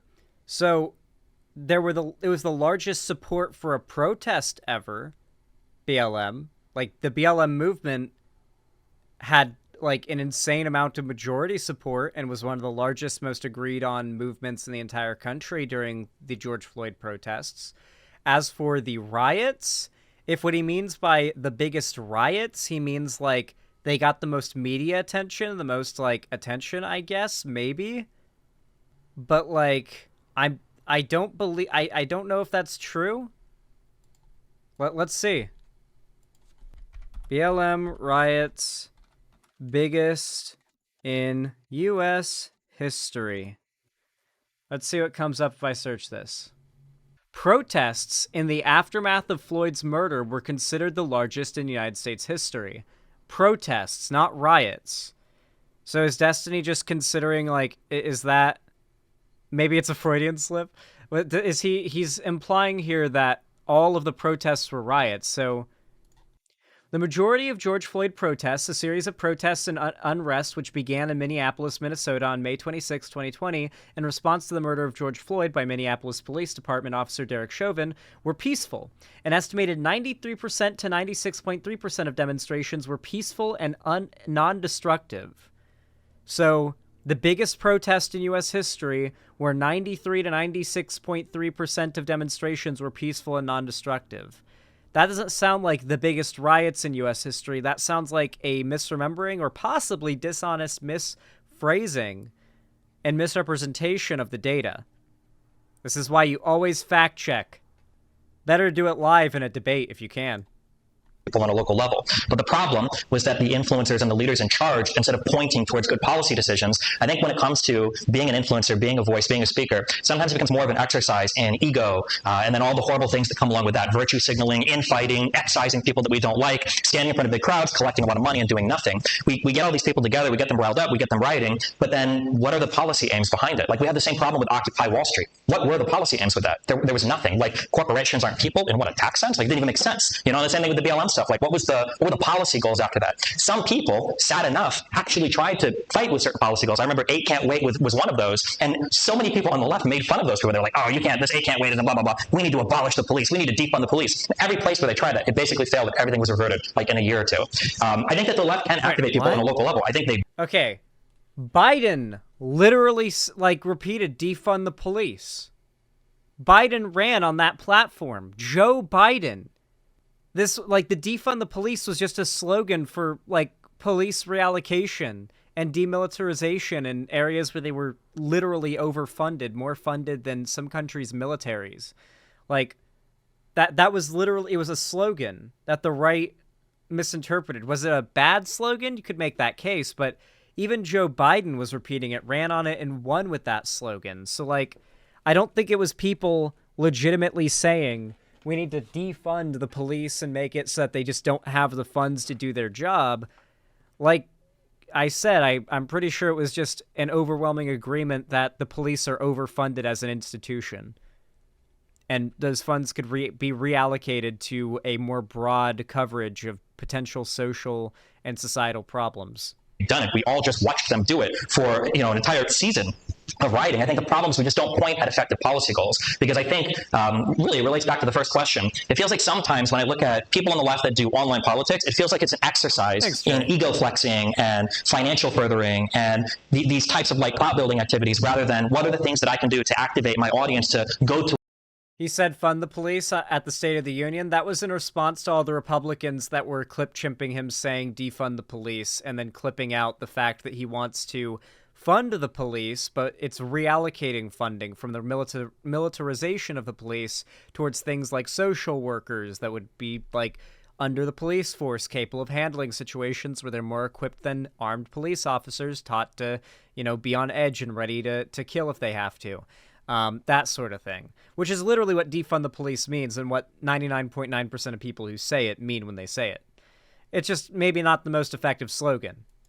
To a local election and vote. You know, being anti-electoralism is not going to get your people to show up in the polls. Or what are some actionable policies that I can get my people to support, like banning trans books at a library? That's a lot easier to do than saying we need to usher in the new era of anti-capitalism, or we're not going to do anything until we have it's not even 15 an hour now, it's like 20 or 25 an hour that people push for. I feel like we're just so bad at having realistic aims for our policies, and then we're so bad at activating people on an electoral sense, because every single problem that we talk about is like the entire world. Like, if you look at the right, you look at people like Andrew Tate or Jordan Peterson, what do they say? Go to the gym, clean your room, be misogynistic, okay? These are things that any young man can do, okay? Very easy. You can implement these in every single part of your life. And then what are people on the left saying? Well, we have to fight against white supremacy, capitalism, and whatever other, like, grand narrative, anti-LGBT. Like, it's always these grand... He's very correct, by the way. The right has a monopoly on turning conservatism into a lifestyle. I'm not going to get into a whole gun stun lock again, because that's already going to get edited out for Cherry to make into a video. I'm just using this as an example. But if I look up GunTube on YouTube... let's see what I get. Bunch of old white dudes. bunch of YouTube shorts of old white dudes. There's one of Trump as George Washington walking alongside like the troops in the in the Revolutionary War. Racism, more chuddy white guys, chuddy white guys, chuddy white guys, chuddy white guys. All these having millions of views, by the way. Like, it's all, like, and I don't know if you know this, but in America, being into guns for a lot of people, like, a lot of people, is their entire life and personality. So when the right has a monopoly on that, they basically have a chokehold on everybody in America who's super into guns, which is why people like I've heard about Tactical Girlfriend are like pretty valuable, like assets to the left. Their existence is valuable because they are offering an outlet for people who are into those hobbies to get into it without constantly being served a side dish of like right-wing propaganda. Like, legitimately, let's look at one of the biggest gun channels in all of YouTube. Right? Brendan Herrera. I like this guy's gun content. It's good. Don't get me wrong. But if you go to his channel, we can actually look at his most recent uploads. Lost F-35 rescues Trump from prison. Cursed pump action AK-47, AK-50 update. New Mexico governor suspends Second Amendment. Liberty Safe sold out to the feds. The Type 81 Chinese AK, the RPD, and like all these gun videos have millions of views. The AK-50 wins the election. I'm running for Congress, 1.4 million views. Make America Texas again is the slogan. I punched a dude in the face. It's him at like a boxing event. A bunch more videos with millions of views. Night Vision is gay, gun meme review. I testified against the ATF. H&K goes woke with 1.1 million views. A review of the grease gun.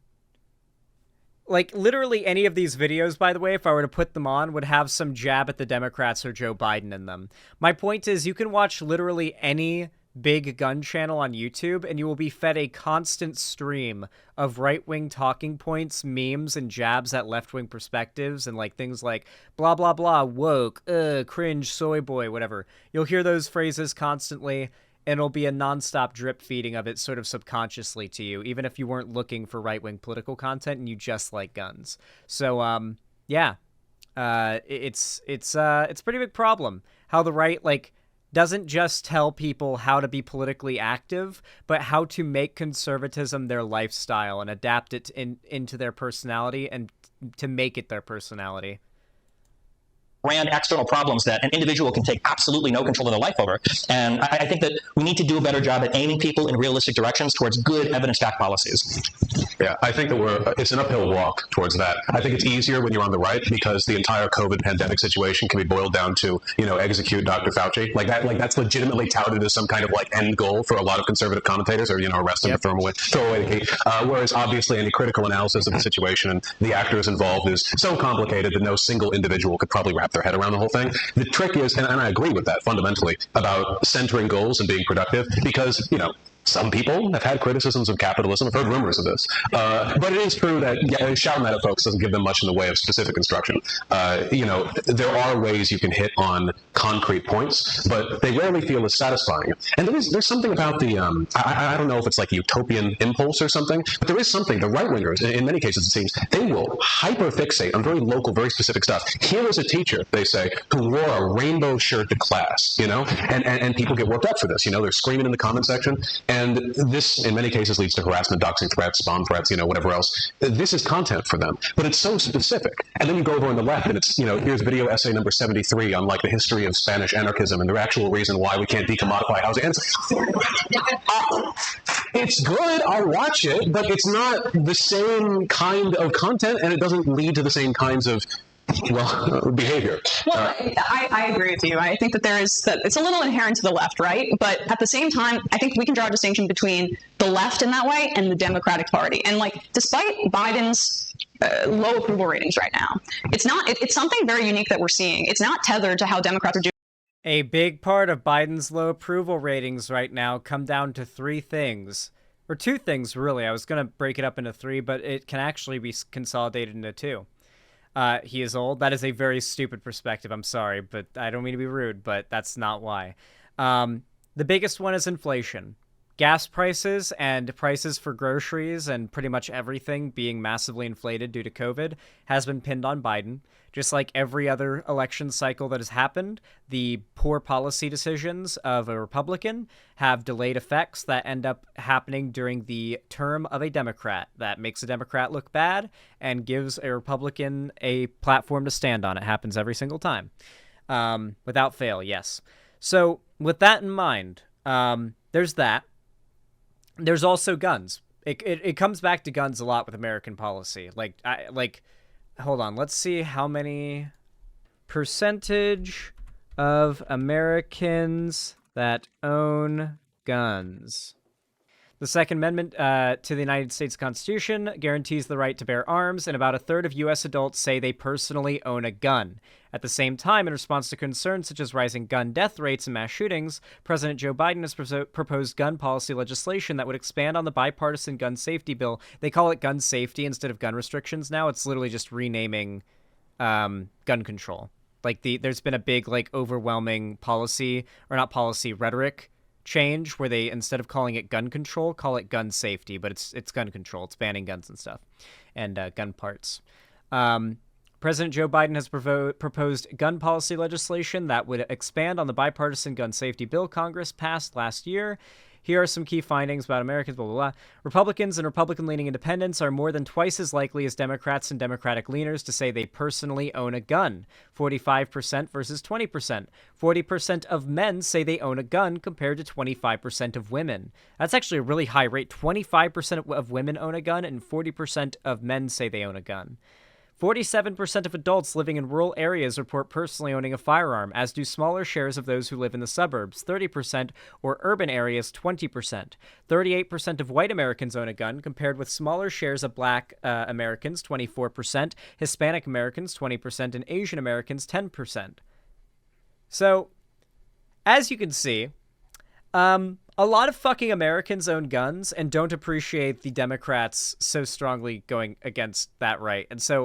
And Biden's been really bad about gun rights, really bad, to the extent that I went to the range the day before yesterday and a couple guys there were shooting at targets that were just pictures of Joe Biden. So yeah, it's not doing good for Biden's approval rating. Doing in special elections, or how they did in the midterms where the Democrats overperformed. It's a very interesting thing because normally if a president had that low approval ratings, the Democrats should have gotten smacked in the 2022 midterms. Proof or it didn't happen? It might actually be a target you can find online. It didn't look homemade. It said it was a green, what I think might have been a green splatter target. It was green and black, light lime green and black, and had a picture of Joe Biden, sort of that outline type, shaded art style, and it had text that said, "You did this," or something like that. They did the same with Obama. I've seen it. Okay, then yeah, you guys know. You could probably find that target online. I saw multiple guys at the range with that target. There's a big market for targets like that because people in the gun world hate the Democrats, because the Democrats hate people in the gun world. It literally started with the Democrats starting shit with legal gun owners. Legal gun owners aren't the ones that are committing crimes with their guns.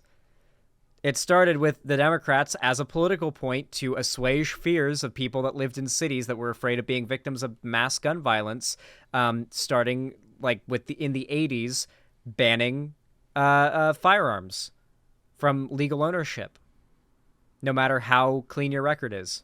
And they didn't. And why is that?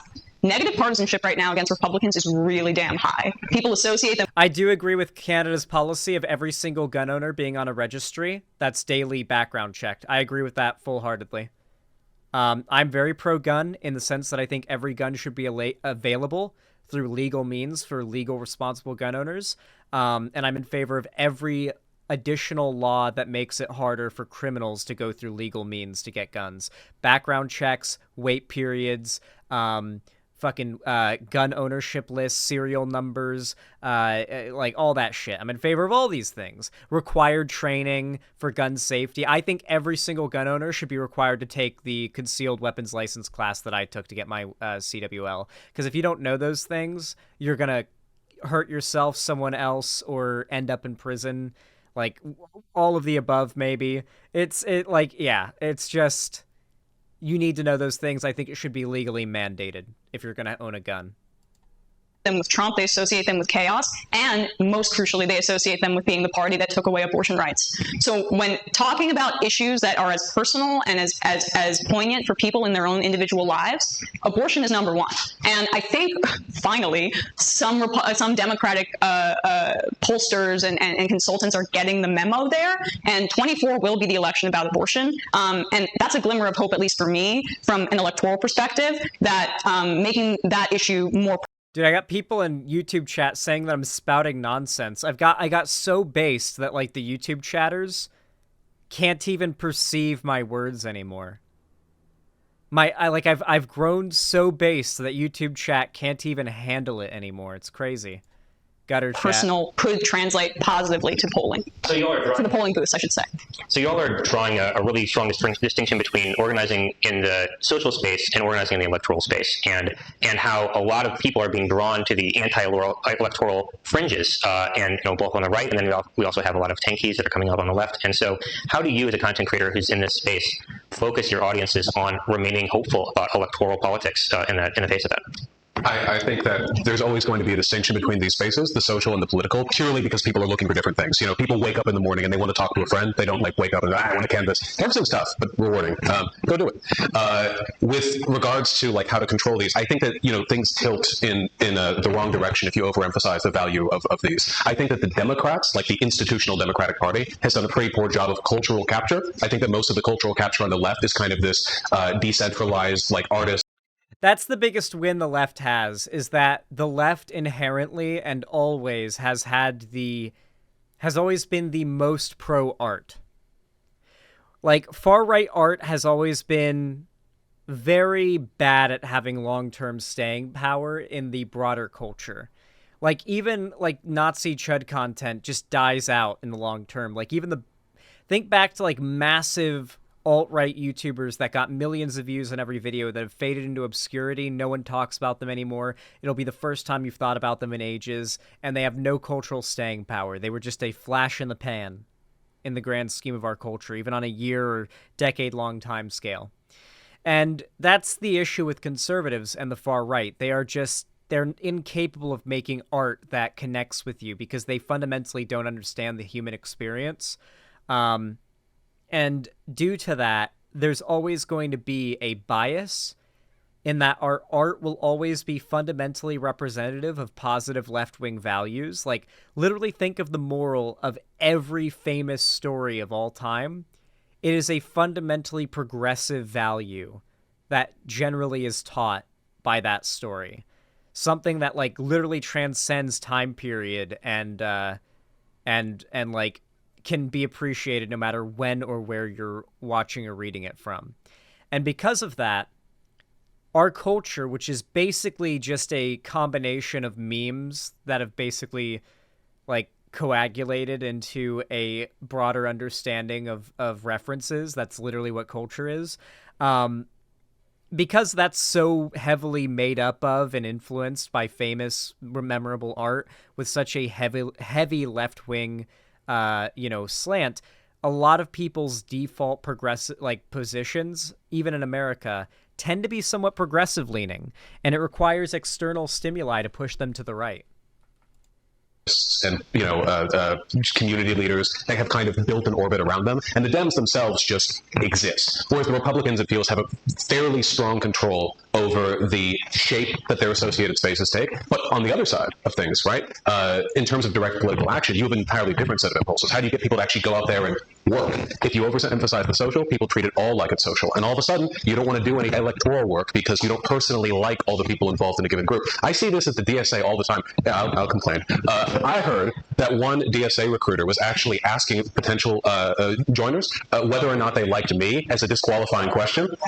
Now, I'm permitted to complain about that. Very silly. I'm slightly flattered, but altogether, I think that's perfectly endemic of the issue, right? Like, here's this social attribute. Are you worthy to be a political accomplice? If we can do a better job of cutting that and splitting that, I think the truth about this is that overall, I'd say 99% of lefties at this point that hate Vaush are literally just, they heard about him through the internet game of telephone, and he's just been added to the list of people they heard is bad, and they'll never really look into it. You can literally see countless people who are now Vaush fans that heard he was like a list of awful things, ended up checking him out, realized that was all false, and now they like him. And the reality is that Vaush kind of fucked up early in his political career and just said some things that were easy to clip out of context that were then repeated by people who hated him. And like, I don't know if you guys know this, but at the time, like, when Vaush was blowing up, people on the right kept on debating him, and he kept on winning, and his channel was growing very quick, and people like Sargon of Akkad, Styx Hexenhammer, etc. were making videos as like announcements to the rest of right-wing YouTube to not debate BreadTube as a whole. Like, that is the level of reaction the right was having to this like growing lefty debate bro sphere online as a whole, and particularly Vaush. And then, like, in response to that, they clipped a bunch of stuff he said out of context, claimed that he said awful shit, and spread it around in left-wing spaces. Many of the people who did it were Nazis, like that, what's his name? The guy with the marble statue profile picture that said, "You're fat." I always forget his name. It's one of the funniest debates ever.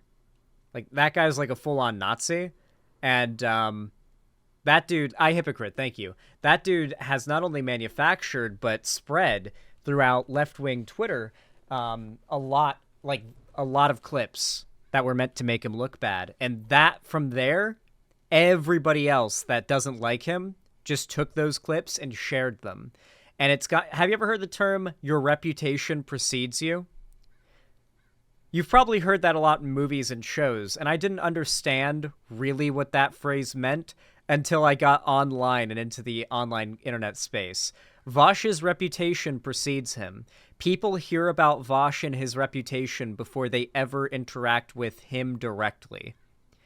And that is probably the biggest setback he has as a content creator.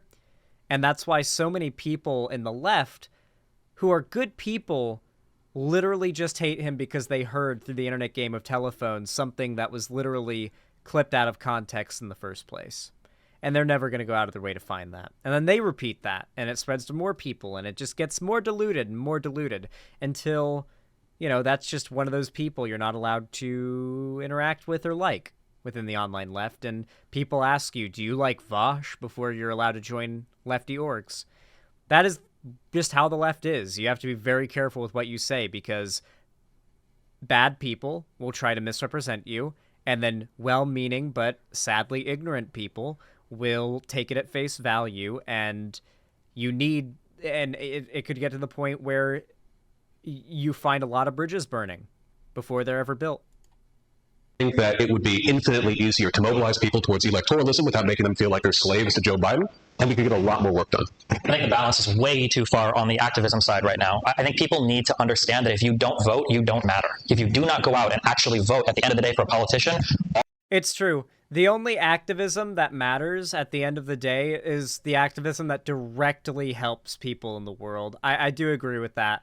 Like, in my opinion, I think it's all well and good if you march at, like, a Capitol, and I support you, and I think you're cool, but I have more respect for someone who's out there, like, in a van cooking meals and then, like, distributing it to homeless people in their neighborhood. Like, distributing free meals that they've made homemade to people in their homeless people in their neighborhood. Like, that is, like, actual direct action, as opposed to, like, marching on the street or like joining up in at like a meetings to talk about how great socialism is, and then do like jazz hands because clapping might trigger people's like auditory triggers or whatever. Like I'm sorry, hot take, but voting is like top tier, the best. Actually, no, it goes actually running for some level of office, whether it be like locally or federally or on a state level, whatever it may be. And on a local level, if you want to get like voted mayor of your town, it actually is not, like, in a lot of towns, it is not hard to win a mayoral election. Like you could do it. I'm not kidding. Like you could. If you live in a small town, you could be mayor. You could win the mayoral election. That is like totally a thing you could do.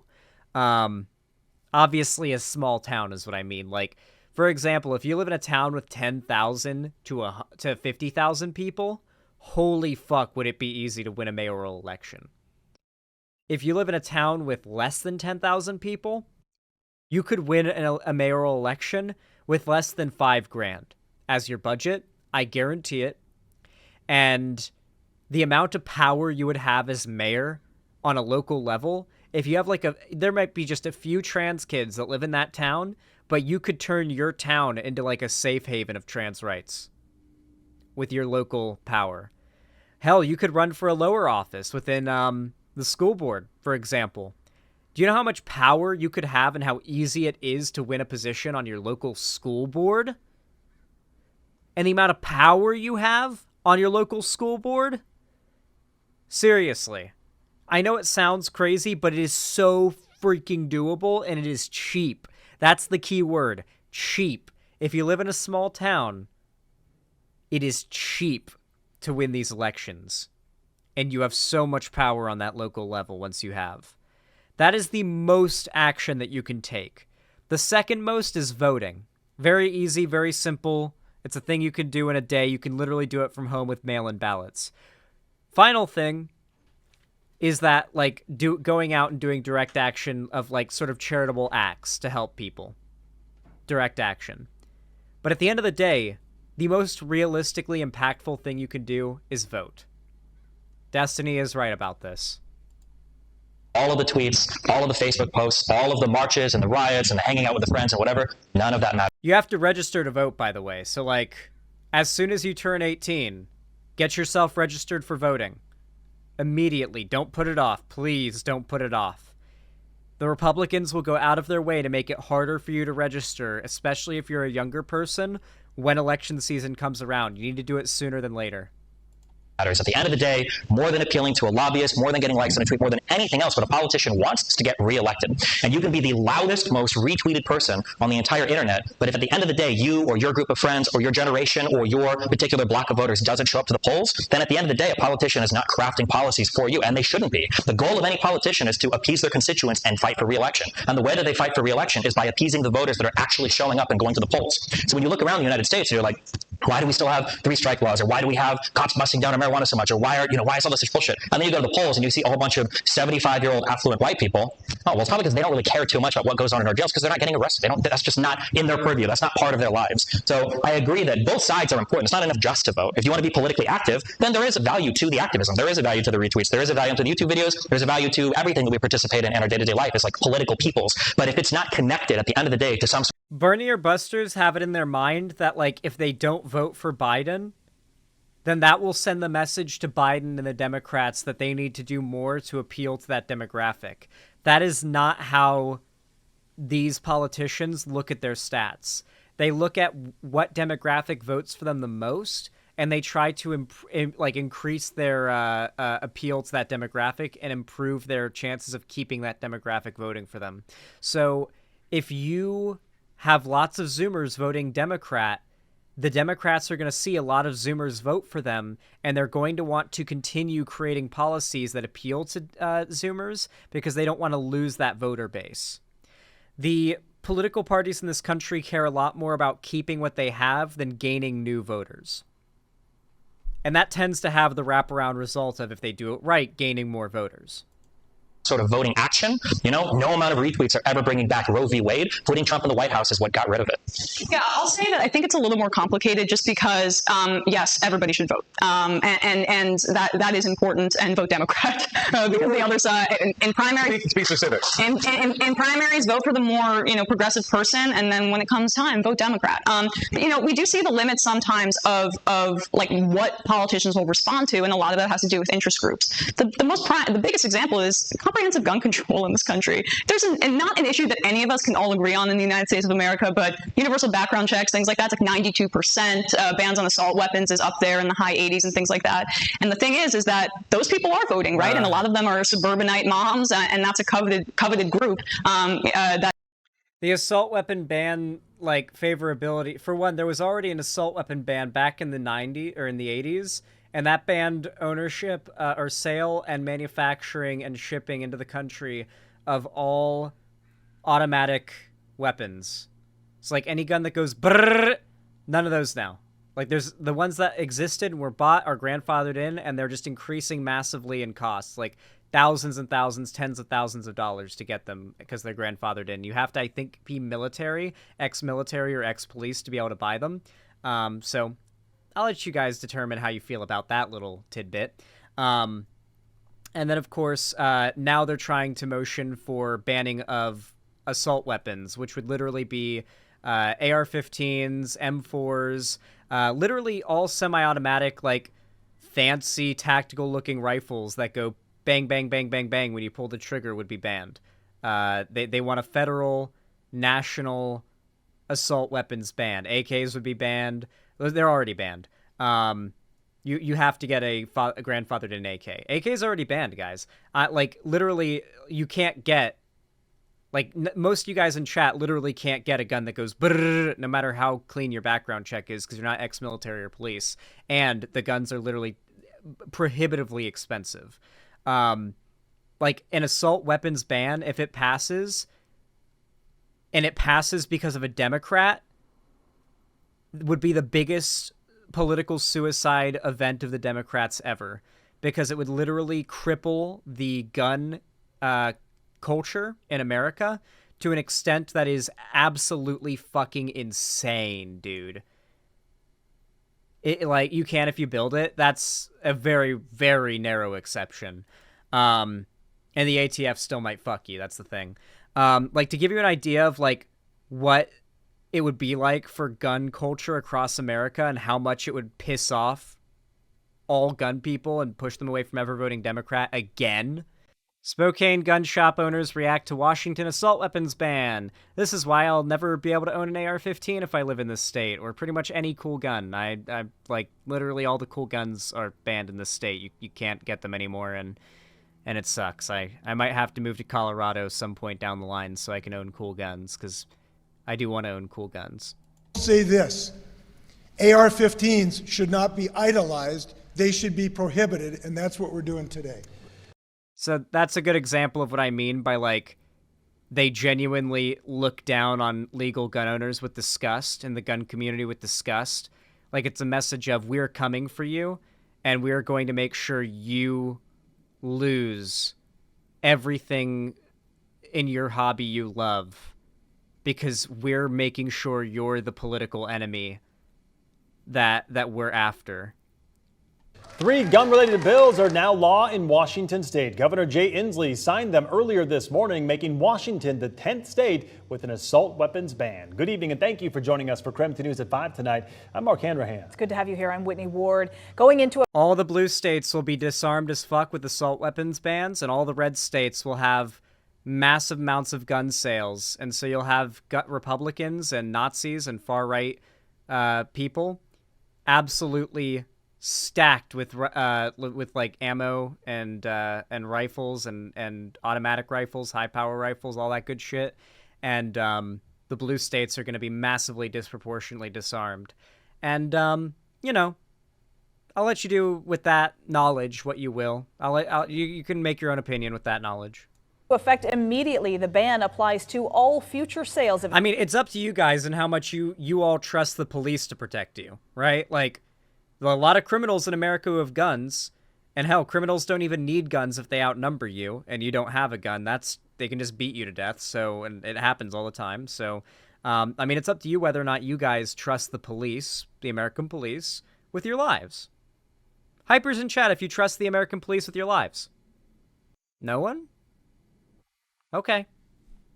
Assault-style weapons. However, those who already own those types of firearms will not be impacted by this new law. Cram 2's Amanda Rowley spent the morning at a... That's the fun part. All of the chuds up in the mountains, all the neo-Nazi fucking conservative chuds up in the mountains that already have their arsenals up in the Cascades that want to come down and, like, kill all the minorities in the city, they all get to keep their guns. It's all the liberals it's all the liberals in the city where you've seen a massive spike in gun buying due to COVID that they immediately shut down. They did this ban in response to liberals in the city buying more guns due to COVID. It was like to specifically make sure people living in Seattle and like Tacoma and all that aren't getting assault weapons. Assault weapons. Made up term, but yeah. Spokane gun shop where they began removing those guns from store shelves. She is live in the studio tonight with their reaction to this landmark signing. Amanda? Many gun shop owners hoped this day wouldn't come, but Washington's new law banning assault-style weapons is now in effect. And staff at Sharpshooting in Spokane were... So assault-style weapon basically means it looks tactical. If it isn't like wood and metal and it doesn't look like Grandpappy's old hunting gun, then it's banned. That's what they mean by assault style. Like the guns that look scary to like liberal people. Quick to make sure they were immediately in compliance.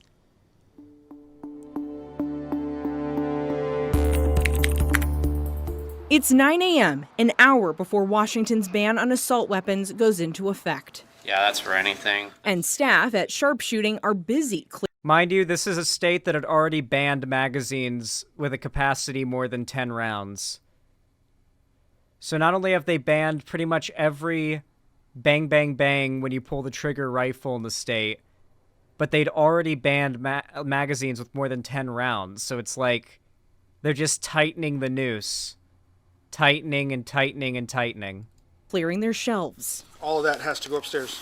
The ban goes into effect immediately upon signing it into law, which oh yeah, all these pistols are getting banned too. Yeah, there's a bunch of pistols that got banned. Means Washington gun dealers can no longer display any banned inventory. Let's see, grips are good. That's why sharpshooting staff spent this morning before opening their doors, moving banned inventory into storage.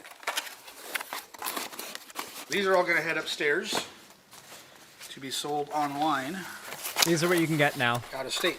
So this is one of the guns that we had to take down, so I got to put it away, and then we got to add This is a shotgun that got banned too. it to our forgotten shelf here. With about 100 firearms and associated gun parts in stock, it's not a quick process, which is why staff started boxing these guns late last night. We don't have to like this law, we just have to follow it. Jeremy Ball is the second-generation owner of this family business. He says his parents built the gun shop on defense arms, which is why Ball is worried about how he'll keep the family business going under the new ban. Our hope is that we can carve out a new niche for ourselves. At least you can still get these little 22 plinker rifles that he has behind him, right? You can still get the little plinkers. That's fun. Those and the bolt actions are still allowed. We still have those, right? It's not going to be easy because it's almost like starting over again. So that should be it. Staff took one last check on the sales floor for any parts or guns that needed to be pulled. By the time doors opened this morning, several cases and shelf displays were empty. You can see just even like right inside of this shelf here and the next couple of them as you work here, the bottom shelves are completely empty. For now, their inventory of banned firearms will sit here, out of sight, waiting to be sold out of state. Now, the new law allows gun shops like Sharpshooting 90 days to sell the banned firearms they already have in stock, but they can only be sold or transferred to customers out of state.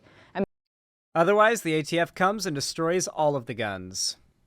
They melt them and destroy them. So yeah, as you can imagine, if that kind of firearms ban passes nationally, the amount of political power the Republicans will have to prevent any Democrat from sitting in office for like the next decade will be guaranteed. We will see literally the Republicans will run hardcore on pro-gun rights. They will win, and there would be a massive overturning of literally all the good gun policy too. We'd see it be like DeSantis. There'd be like instituted constitutional carry and shit like that. It depends on the state though, because a lot of states would fight it. But yeah, it would be bad. It would be very bad if Biden was behind a national assault weapons ban like the kind that's passed in Washington. Washington's an overall very progressive state. Most of the population lives in the cities and is generally pretty in favor of this. However, you look at states like Colorado, or pretty much any state where there's hunting or wild animals that can hurt you, it's going to be bad. It's going to be really bad for the Democrats if this stuff passes.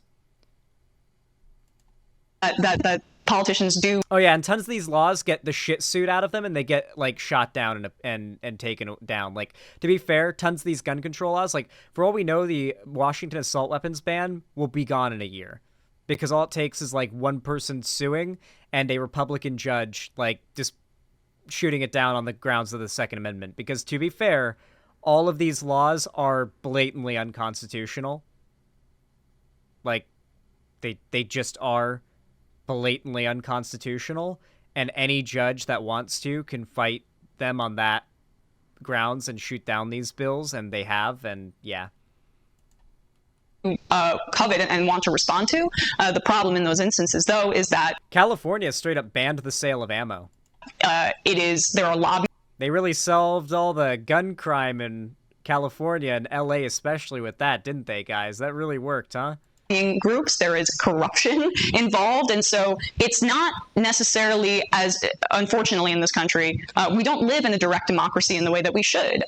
Politicians have other people that they answer to, and that is a part of the broader fight against runaway neoliberal capitalism, because it's important to cut down on the ability for industry to dominate politics in that way, so our democracy is just even a fraction more representative. I think that when people talk about the special interest groups and the lobbying, I think that there are edge issues where they can have a big impact on. But when we talk about issues like gun control, I see this happen all the time when people talk about polling data. People will say things like, there's 92% for this particular thing. There's never 92% for support for anything in this country. That is absolutely not true. I think what happens is people will poll on a very broad issue like universal background checks. But then when you actually get into the weeds of what does that mean? Well, if you've ever had an antidepressant, are you forbidden from ever buying a gun? If you've ever had a certain type of criminal. Destiny's completely right here. A lot of lefties falsely purport very high rates of support for gun control policies, but a lot of people are very in favor of common sense gun control, like background checks, red flag laws, and waiting times, and etc. Those are very reasonable, and most even gun owners are in favor of them.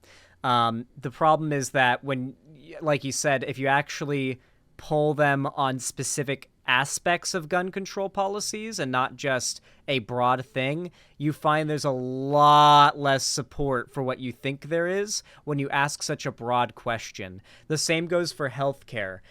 Even among Democrats, the amount of support for universal healthcare, like a full-on single-payer universal healthcare program, is nowhere near as high as purported by a lot of socialists and Democrats.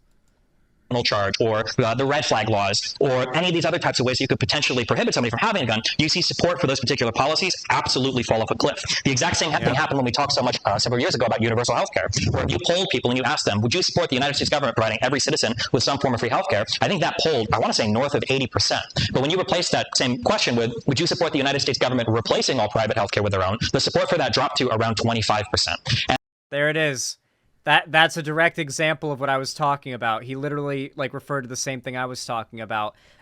There's just a massive overstating in how much support there is in America for certain left-wing policies. When they're stated broadly, yeah, the support's fairly high when you look at the polling. But when you look at the more specific polling on what would these policies do specifically, a lot less support for these things than you would think. And if they were actually on the ballot, they wouldn't pass, despite what the polling would lead you to believe.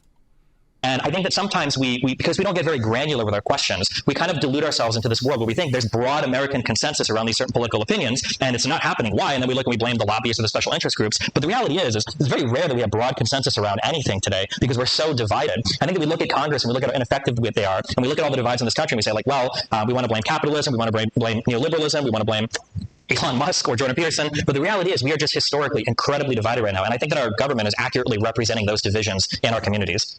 I think that there's some nuance to this. Consistently, we see that people tend to be a little bit more leftward when it comes to referendums than the politicians they actually vote for. Like in Kansas, for instance, the referendum to change their state constitution to allow for a ban on abortion did not pass, not even close, despite it being canvassed. Full of folks who voted for Donald Trump, who pledged he would get rid of Roe v. Wade. I think that it's really difficult to sort of bridge that gap. The Democrats are proportionally unpopular, Exactly. The war on guns is the Democrats' version of the Republicans' war on drugs. Thank you.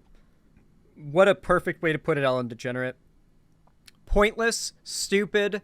All of the evidence points to the fact that, like, legal prohibition of legal ownership and, like, safe ownership is just bad, and all you're doing is, like, sending these things into underground industries. The best thing to do is allow it to be legal and available through legal means so it can be regulated. Like, if everybody's getting their guns, even criminals, like people who end up, not criminals like people who've done crime, but people who end up committing crime, get their gun through legal means. Guys, that's a good thing. When someone via legal means gets their gun and then commits their first crime, that's a good thing because that was tracked. They had a background check done. If they had a CWL, they had their fingerprints taken. They have their name. There's a paper trail of them having that gun all over the fucking federal databases, which means they've literally tied themselves with the murder weapon or the crime weapon or whatever it may be, which makes it way easier to track them. When people get their guns illegally and then commit a crime, it's harder to catch them. You want people who end up committing crimes with them to have gotten their gun legally through practically if you want it to be easier to catch them and to track these crimes. However, we want to prevent those crimes in the first place, which is why we have red flag laws that prevent people who are already criminals from getting guns. The problem is, because there's been such a massive push for gun banning, there's a huge black market for firearms, a massive black market for firearms. And that's not going to go away unless you stop the incentive for buying black market firearms and supporting those criminal organizations that produce them.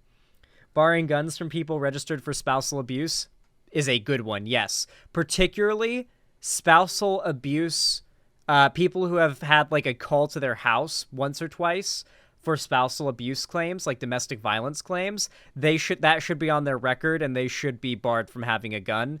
Though I do think there should be means through which you can regain your Second Amendment rights through appeal that are like, case by case type thing. But I do think that, like, if you've had the cops called to your house a couple times for domestic violence dispute, then I don't think there should be a gun in that household, period. Considering their policies. And a lot of that has to do with cultural capture. I think a lot of it also has to do with capital. I think there's an excellent John Oliver segment on how a ton of local news in America is basically just all owned by the same company, and they reliably repeat, skewed talking points in a way that sometimes isn't entirely factually inaccurate, but definitely distorts the information. We see them in... Yeah, I know. It'll take a lot of guns away from cops. It's true.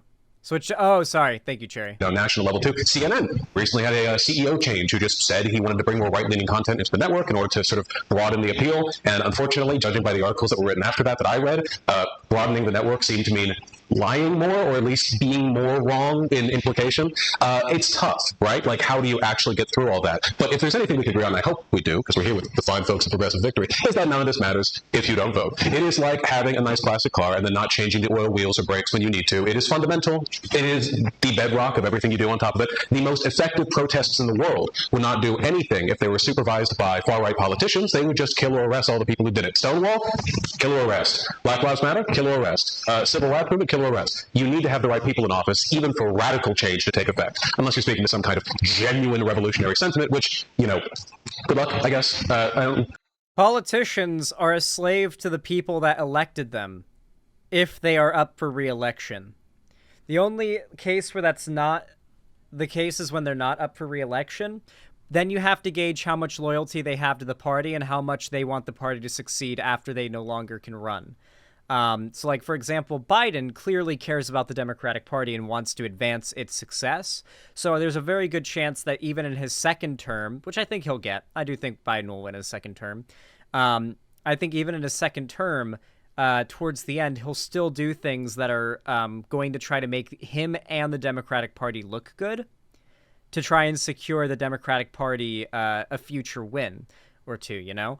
And yeah, at the end of the day, you have to be part of the voter base of a politician if you want your direct action, your protests, your words to mean anything to that politician. It doesn't really seem to be the environment we live in right now. Doesn't seem to be a realistic venue for change at this time. I really think we should focus on the avenues we have before us. Yeah, just to add something really quickly to that.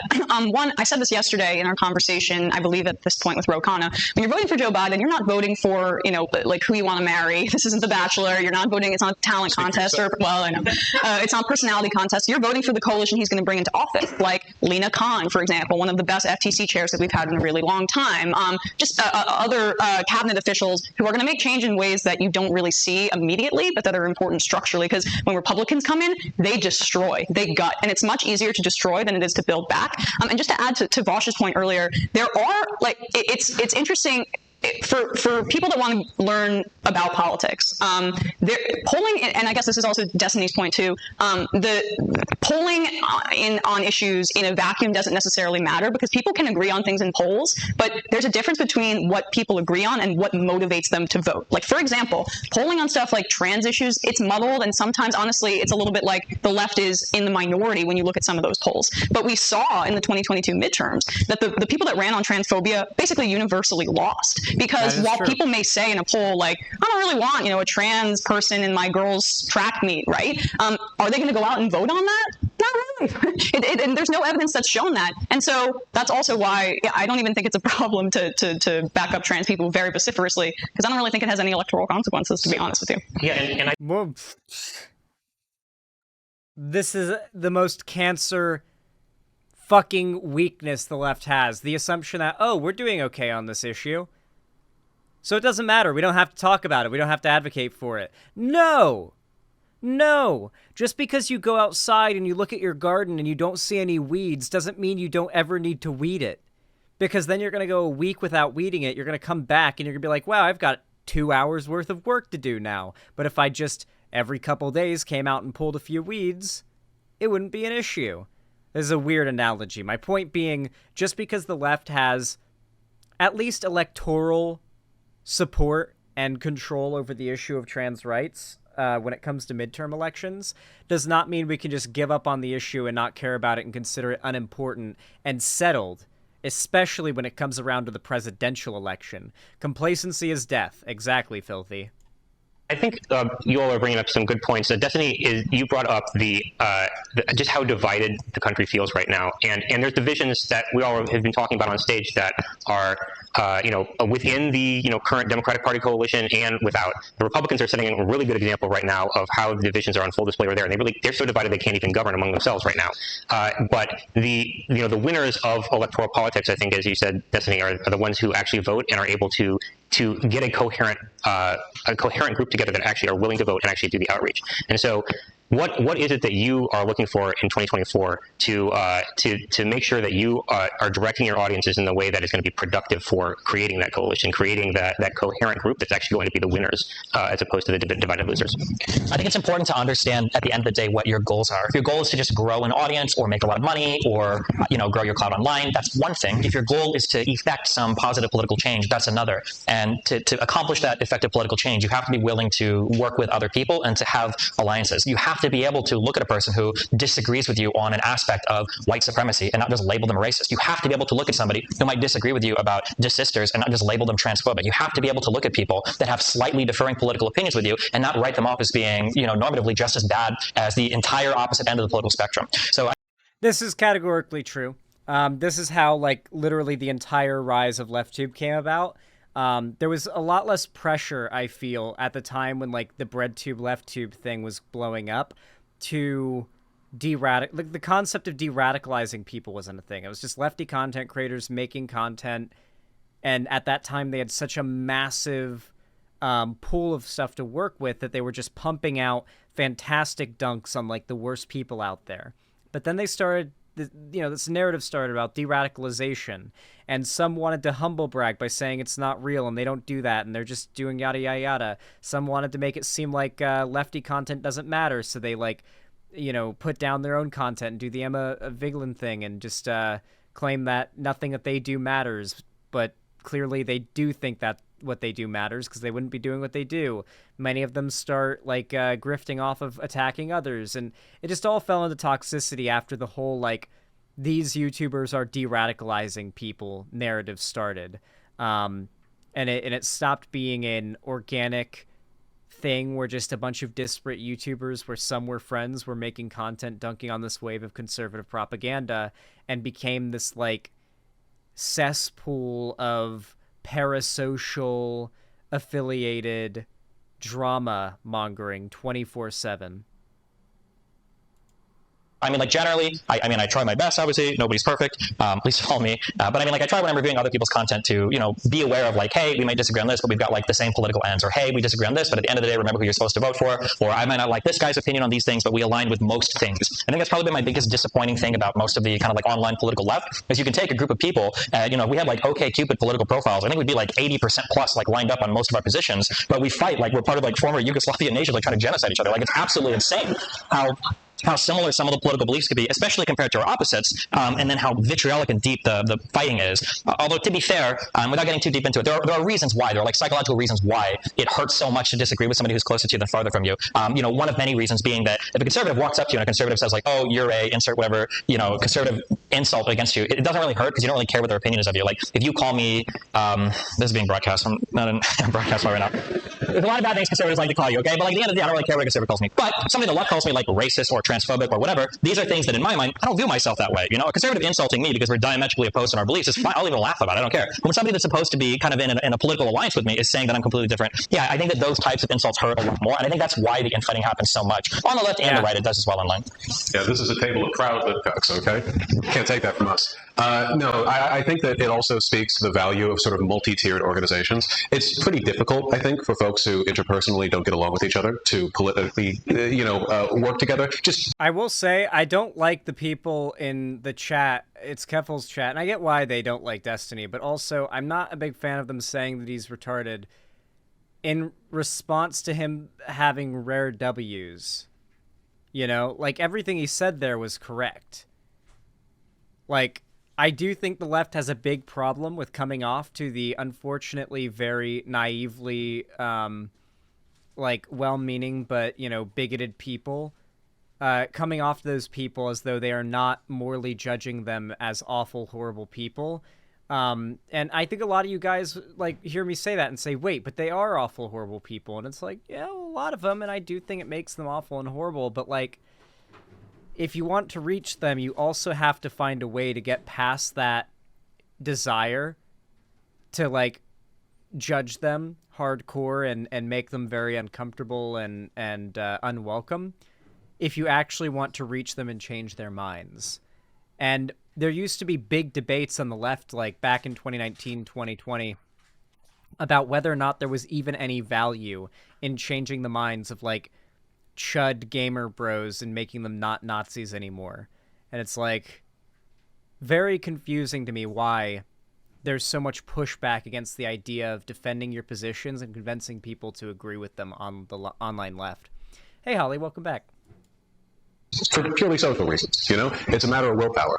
Progressive victory makes it pretty easy for me to, for example, throw members of my audience at them. And I know that other folks are going there who maybe don't like them or me or whatever, but at least from what I've heard from the folks at Progressive Victory, it don't matter. When they're actually canvassing, phone banking or whatever, they're united in purpose. It works out great. Now, obviously, left infighting, everyone's experienced it if they've been in the left for any length of time. You see what it looks like. You know how vitriolic it can get.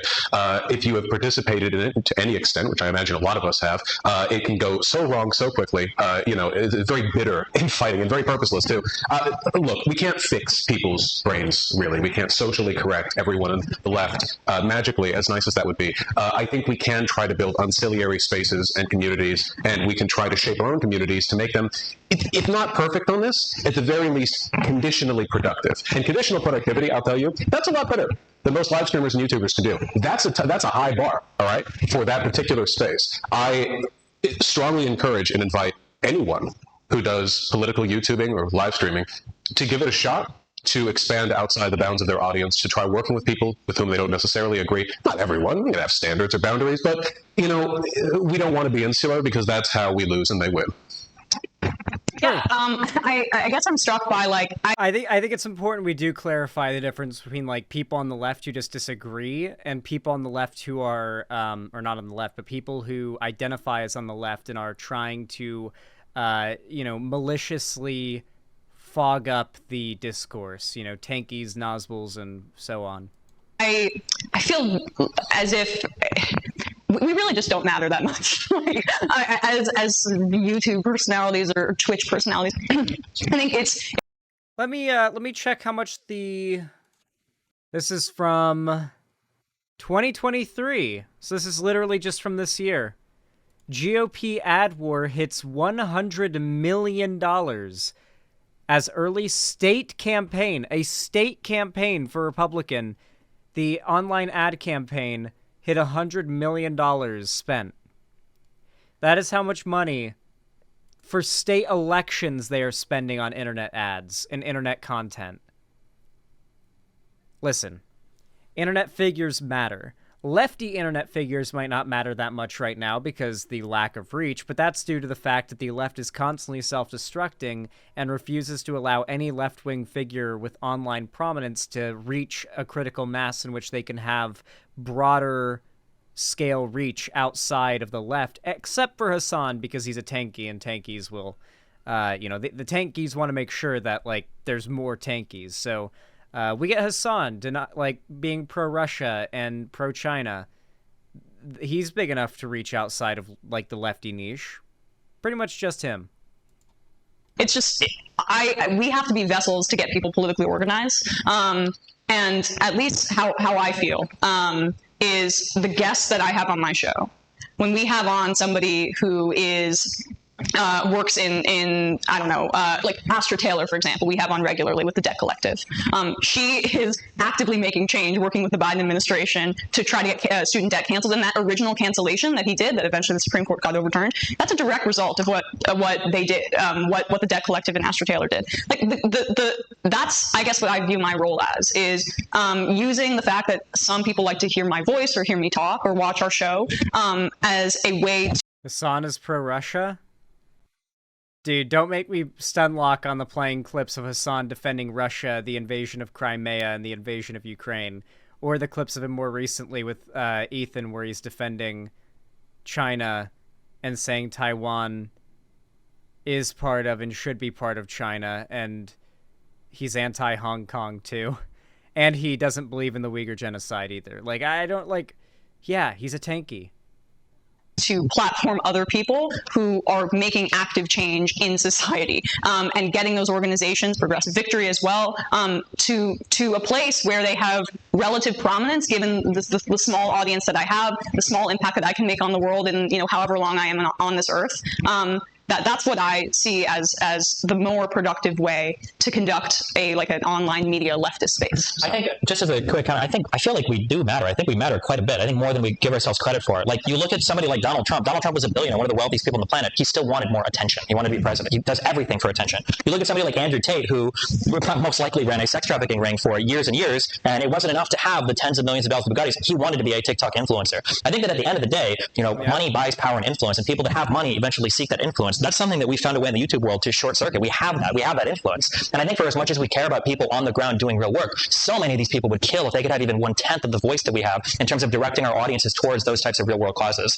I think one of the biggest kind of gravest sins that we've made kind of in liberal or left-leaning media over the past few decades has probably been Jon Stewart religiously adhering to this idea that I'm not here to inform people, I'm not here to educate people, I just do a political funny show that happens after, you know, Muppets that crank calls on phones. He used to repeat that line so many times, and I used to think for so long, like, it's true, Why do people take Jon Stewart seriously? Like, he's just a comedian guy. Why are you so mad that he's not pressing politicians or being more serious about his job? He's literally on Comedy Central. But then I look back and I think, Yeah, and Jon Stewart is one of the most influential political figures in American politics during his time on nighttime television, late night television. Like, he was extraordinarily influential and still is to an extent.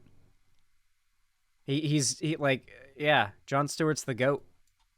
how many millennials' sole source of political education came from The Daily Show? How many of you guys watched one of The Daily Show? I don't know what the age is. Okay. Like, it's as silly as it is, as much as we call it edutainment, it's really important. We shape a lot of people's lives. We shape a lot of people's minds. We aim a lot of them in certain political ways. I think it's important that, I agree that at the end of the day, like, we're just talking. Destiny's completely correct here. And Vaush and Destiny agree on this, which is, like, nice to see, but also, like, obvious, because when someone comes along and tries to say that there's no value in online political advocacy, it's the most easy to agree on topic to disagree with that person on, you know? It doesn't surprise me, but it's nice to see them. It's nice to see them come together here. But I mean, like, the lefty unity we all needed. I don't want to be a Hitler analogy with Vaush up here, but, you know, at the end of the day, like, talking is a really important thing. Like, you influence, you capture people's ears, hearts, minds, and you aim them in a certain political way. And I think that to do that in a responsible and effective way is probably one of the most important things that anybody can do in the world, especially an influencer. Yeah, so I aspire to your level of confidence, Destiny, truly. So I agree that the microphones you all hold are important, and at Progressive Victory, we're taking people from the streaming audience that are directed at us and mobilizing them for change, and it's been a great ride doing it so far, and we have big plans for 2024. If you want to get involved, you can go to progress.win and sign up, jump into our Discord. We have a couple questions here, a couple minutes for questions, if anyone wants to take audience questions. Oh, we have audience questions that have been collected.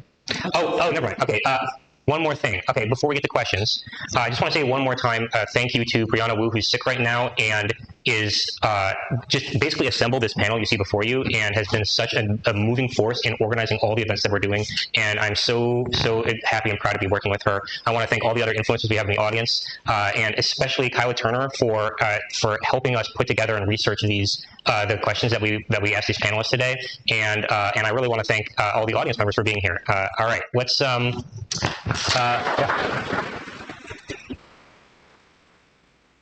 I guess it's the end of it. We made it. We did it. We made it through. Nice. That was really good. That was fun. That was a cool panel. I feel like I would have elevated it substantially if I was there. I would have gone attack mode against Emma Vigilant. Not like attack mode, but, you know, I would have been, you know, I would have gone a little bit more aggressively against her points, and very, like, I feel like there needed to be a little more pushback. I feel like they were too friendly. I feel like Destiny was even too friendly. I feel like I could have brought what that panel really needed. It's too bad I was in Florida fighting alligators.